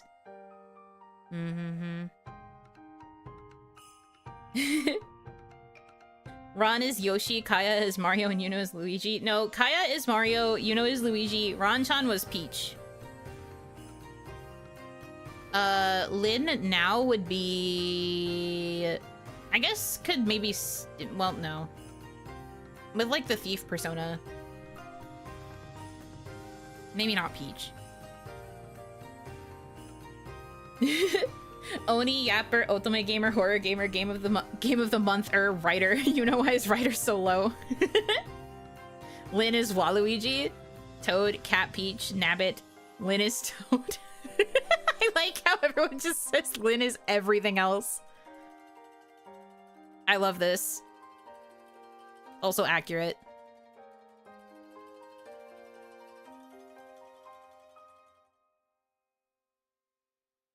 Lynn is Pop-Pop. Kaya is Peach in the ninja costume. Lynn is Peach in the Phantom Thief costume. You know is Toad. What the fuck? Why can't I be one of the Peaches? I'm the one who played that game on stream. This is fucked up.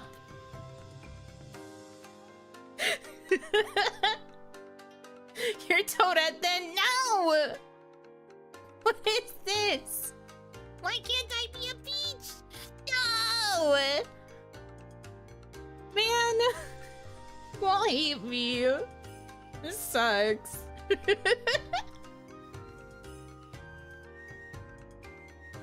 Because the worst thing about that is that I'm like locked up in a freaking painting or whatever, right? Because we all get kidnapped and locked in paintings while Peach does her Peach thing. Sucks. Well, actually, no, there's plenty of Toads in the theater, but like, man, like the Toad gets locked in a painting. This takes me back to everyone in the playground wanting to be the Pink Ranger. Are you kidding? I always wanted to be the yellow one. I thought pink was cool, but I still wanted to be yellow more. So it was never an issue in our friend group.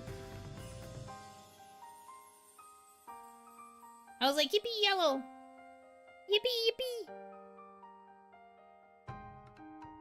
yippee. Speaking of Yuno being Toad, oi. There's that Captain Toad treasure tracker game. I see. Well, I'm not Toad, so get that in your head. I'm not Toad. So deal with that as you will. Mad. At least you had fun as the Yellow Ranger. I was forced in that role. Aw, that sucks, man. Pat, pat, pat. But how do we know you aren't? Do I sound like Toad to you? Answer wisely. Because I don't. Yes? What the? Why was that so fast? Stop. Possibly, maybe. Yes, this sucks. No. I don't sound like Toad. You can be Toad from a live-action Mario movie? No! I don't like that either! You probably could sound like Toad if you tried. I think I have done a Toad voice before. I think I tried to do a Toad voice for a bit when I played Princess Peach Showtime, actually. But then it killed my throat, and I couldn't do it anymore. You need a certain kind of, like, coating on your throat before you can do Toad long-term. And I did not have that, because I was also playing Princess Peach Showtime when I still had my bad cough. You always wanted to be yellow? That's awesome. For me, it's always been red. Boys always want to be red because they want to be the leader. My friend group was always fighting over who would be red. And I would just be sitting there as the Yellow Ranger, like, okay, have fun, I guess. You can be Toadette. Why do you think that that's better? I'd take blue. Yeah, that's fair. The ones who can't win being red, they take blue. Daniel Smith, thank you for the 1337 tip. Sound like Toad a little. You are a fun gal after all. Ha ha ha ha ha ha ha ha ha ha. Very good.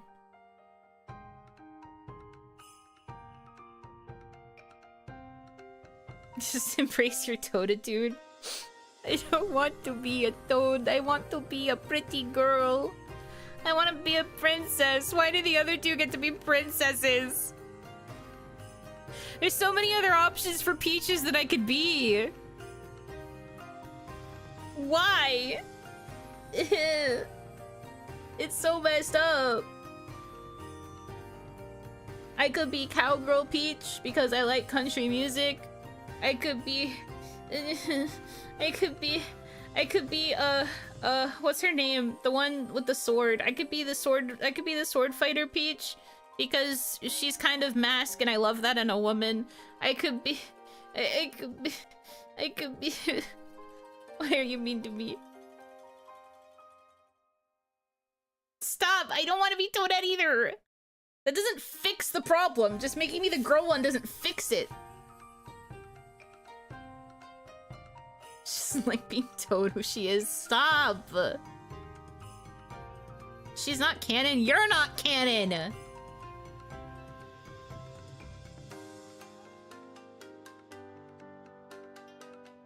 Princess Peach wearing a Toadette costume? No! No!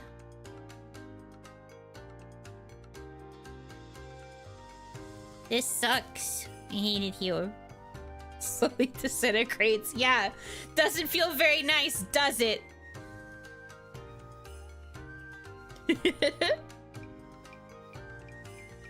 I can be Toad. I love that for you. You can be Toad.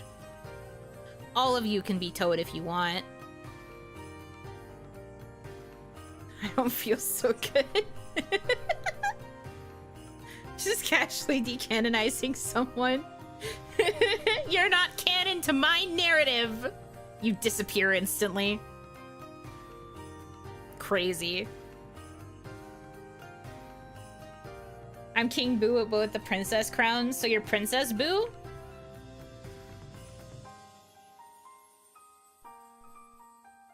Chat in shambles. I have a better idea. Yuno is a gender-flipped Bowser. Oh, Bowsette?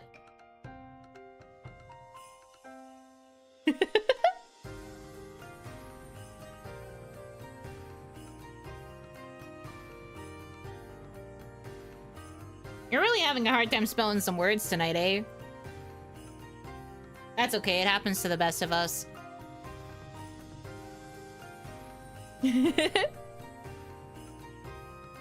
Yes, it's okay, they're there. Spelling's hard, I get it.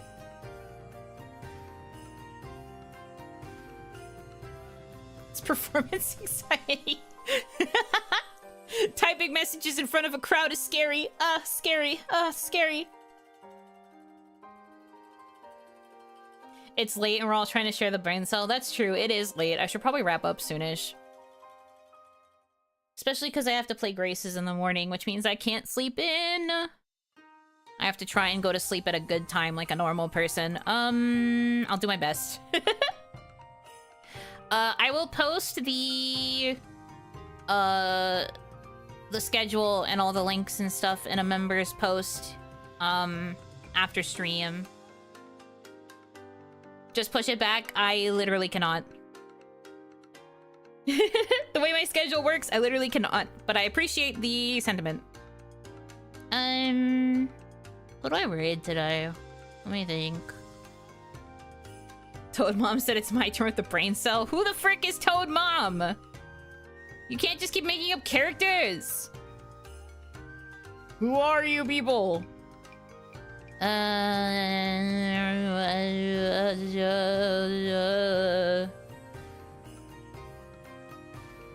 I was about to say goodnight. Yeah, just wait a second. We'll say goodbye shortly. Isla-chama is starting in 15 minutes. Oh, true. I guess we'll just pre-raid Isla. I don't want to wait another 15 minutes, though. So we'll just pre-raid her. She is coming back today. I have missed her. The princess. Isla-chama. There we go. Maybe the Chama or the classic She. It didn't look like She was live, at least not in my list.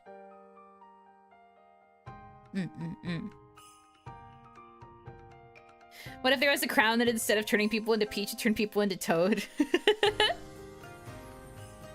She's doing members. Oh, okay, yeah. I can't read a member stream.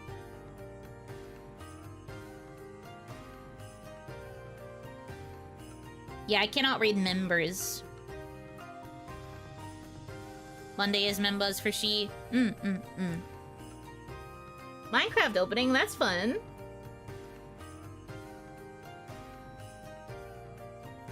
Getting to play Minecraft with Shiicho.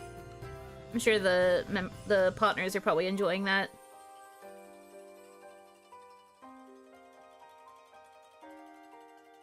People who like Minecraft.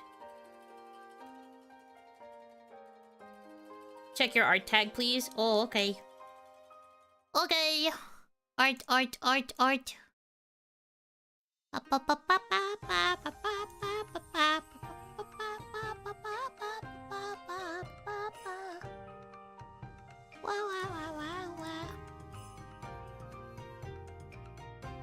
I just can't picture Yuno wearing the princess crown. The tomboy weeb is conflicting, even though I know that's not quite right. Yeah, I'm more tomboy weeb than princess. This is true.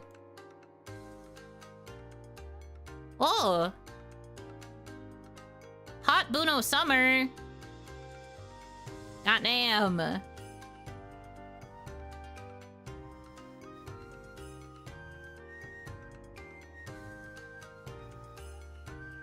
Tomboy is cute too. Where? Hold on. I'm saving the image so you guys can see it. I will show the, wait, hold on. I'll show the non-tan one.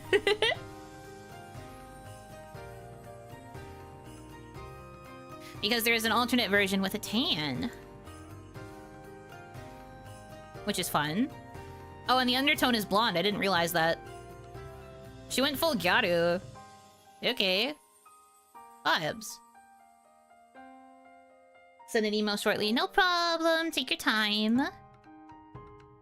But also thank you for considering. The undertone is what? Blonde. Hold on. Mate. I'm grabbing it.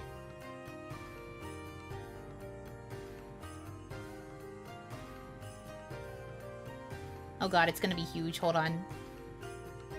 Resizing. This'll do. Looky! A woman! There's wife. The shoulder tat also reads Bewitching Oni. I recognize the Oni kanji. I don't recognize the top one, but I will choose to believe you that it says Bewitching. Women! Oh my god, women! She's very pretty, thank you. And because I know you guys are gonna want to see it.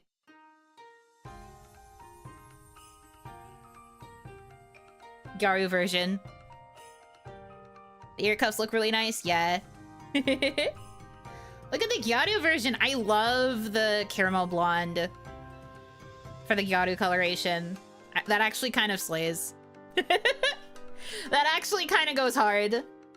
Also, yes, there is a tan lion. There is a tan lion. I see where you're looking.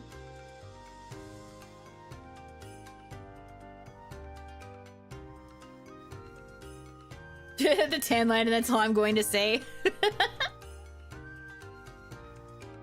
Fair enough. I considered making the whole hair color blonde, but figured the undercolor would keep the core identity solid. Yeah. I also think it's pretty consistent, since for future outfits, I'm also thinking about having my mama change the undertone to, like, symbolize the different outfit and, like, the different vibe. So it actually fits quite well with how I'm planning to approach, like, alternate outfits and designs and stuff going forward. I like messing around with the undertone of my hair.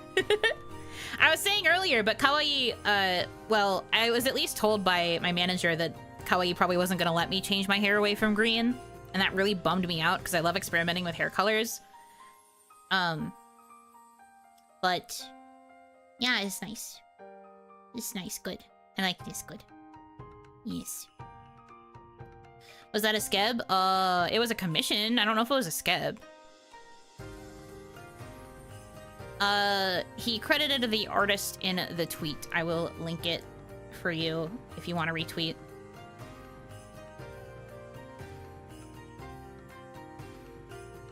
The shirt print is also very cute. All the different Dama pins. It's very cute. They put so much thought into it. I love it so much. An offering. Thank you so much. Gaudino Appreciation Club. Thank you for the $40 tip. I see. We've got Gaudu appreciators in here. You usually show up when we talk about the Gaudino. For future F, would full hair color changing bother you? Bother me is a bit of a strong word, but I do think it might be harder to read it as Yuno if the top color is not brown. But that's just my personal opinion. I feel like if I had like a completely different hair color, people would see it and be like, who? Huno? I personally wouldn't be bothered by it, but I think for the sake of like maintaining identity, especially if I'm going to use it for a thumbnail or anything, or like a vibe, I think leaving the top part brown and then just changing the undertone and like the streaks and the bangs is probably the best move. In my humble onion. But no, I really like it. It's super cute. I fucking love women.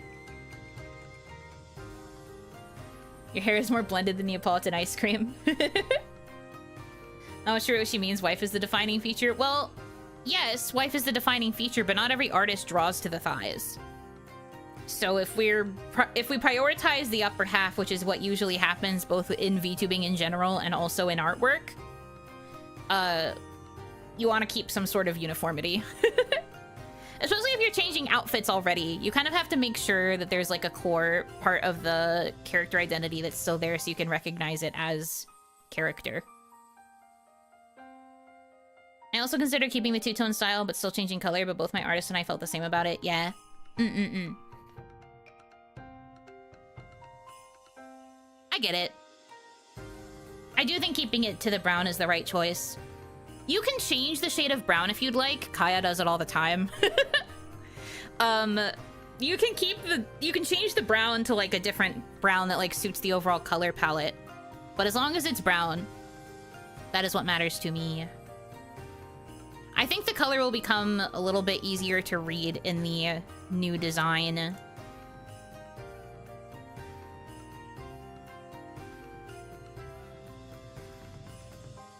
But yeah, no. Kaya has changed the brown of my hair all the freaking time. Because I think she said something about not liking this particular shade, so she's like... In her art, she usually darkens it. So if you want it to be like a darker brown, that's probably okay. As long as it doesn't like shift over to being like too dark of a brown. Do you get what I'm trying to say? I don't get what I'm trying to say, but I hope it makes sense. All right, anyway, we're closer to Isla-sama's comeback stream now, I guess. So now rating makes sense. Because I got distracted by hot women, as is the case with me regularly, often, very much, frequently. Good lord. The stalling worked. You didn't do anything! It was Pretty Woman. Surely we can wait a few minutes more. I mean, yeah, like 3-ish minutes. Isla-chama... man, I don't usually call her Chama. Isla-sama usually, starts her streams on time, though, right? Like 12:15, usually. She, like, starts and then she holds it for a little bit, right? Chama. Yeah, I don't really call her Chama. But I see you guys call her Chama all the time, so my brain automatically defaults to it sometimes. Unless there's an OBS problem, Isla-sama is timely. Okay. Then I guess we can hold for a couple more minutes. Hold! Hold position for Isla-sama. Meine princess. Yeah, but her stream intro goes for 7 minutes. Yeah, but as long as it starts on time, that's fine. She probably forgot how to use OBS again. I mean... it's understandable. I often forget how to use OBS if I take a really long break. You really are level 100 Cold Knight? I love her. I'm level 1000, thank you. Level 1 million. That's me. I love her very, very much. Miss Isla Coleman. I have missed her. I'm glad she's back.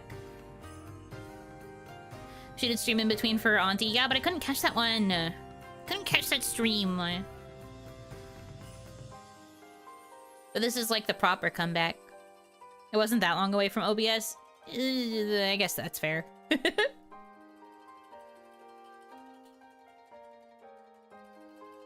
But no, I've missed her. I'm glad she's properly back now. But I also hope she had a really good break. She's deserved a long break for a while. I'm sure you guys know that as well. She deserves a nice long break. She works very hard.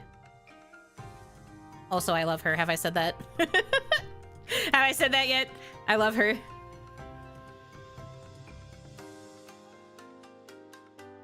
She was having fun for what she told us? Yeah! That's good. And she's posted so many good singing shorts while she was gone, too. I love her. Auntie stream is on archive? No, I guess I can't watch the VOD. Dang. Looking forward for her to tell some stories of her vacation. Yeah! It's unlisted. Well, yeah, that means I can't watch it because I don't have a link. Don't link it either. If it's unarchived, it's unarchived for a reason. Don't share it. It be like that sometimes. Just ask her for the link. I don't know if I would need to. It really was for a reason.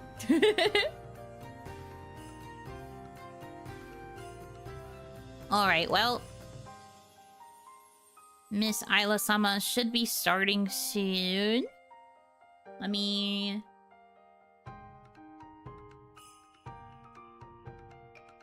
Is she there? And she confirmed she's gonna start?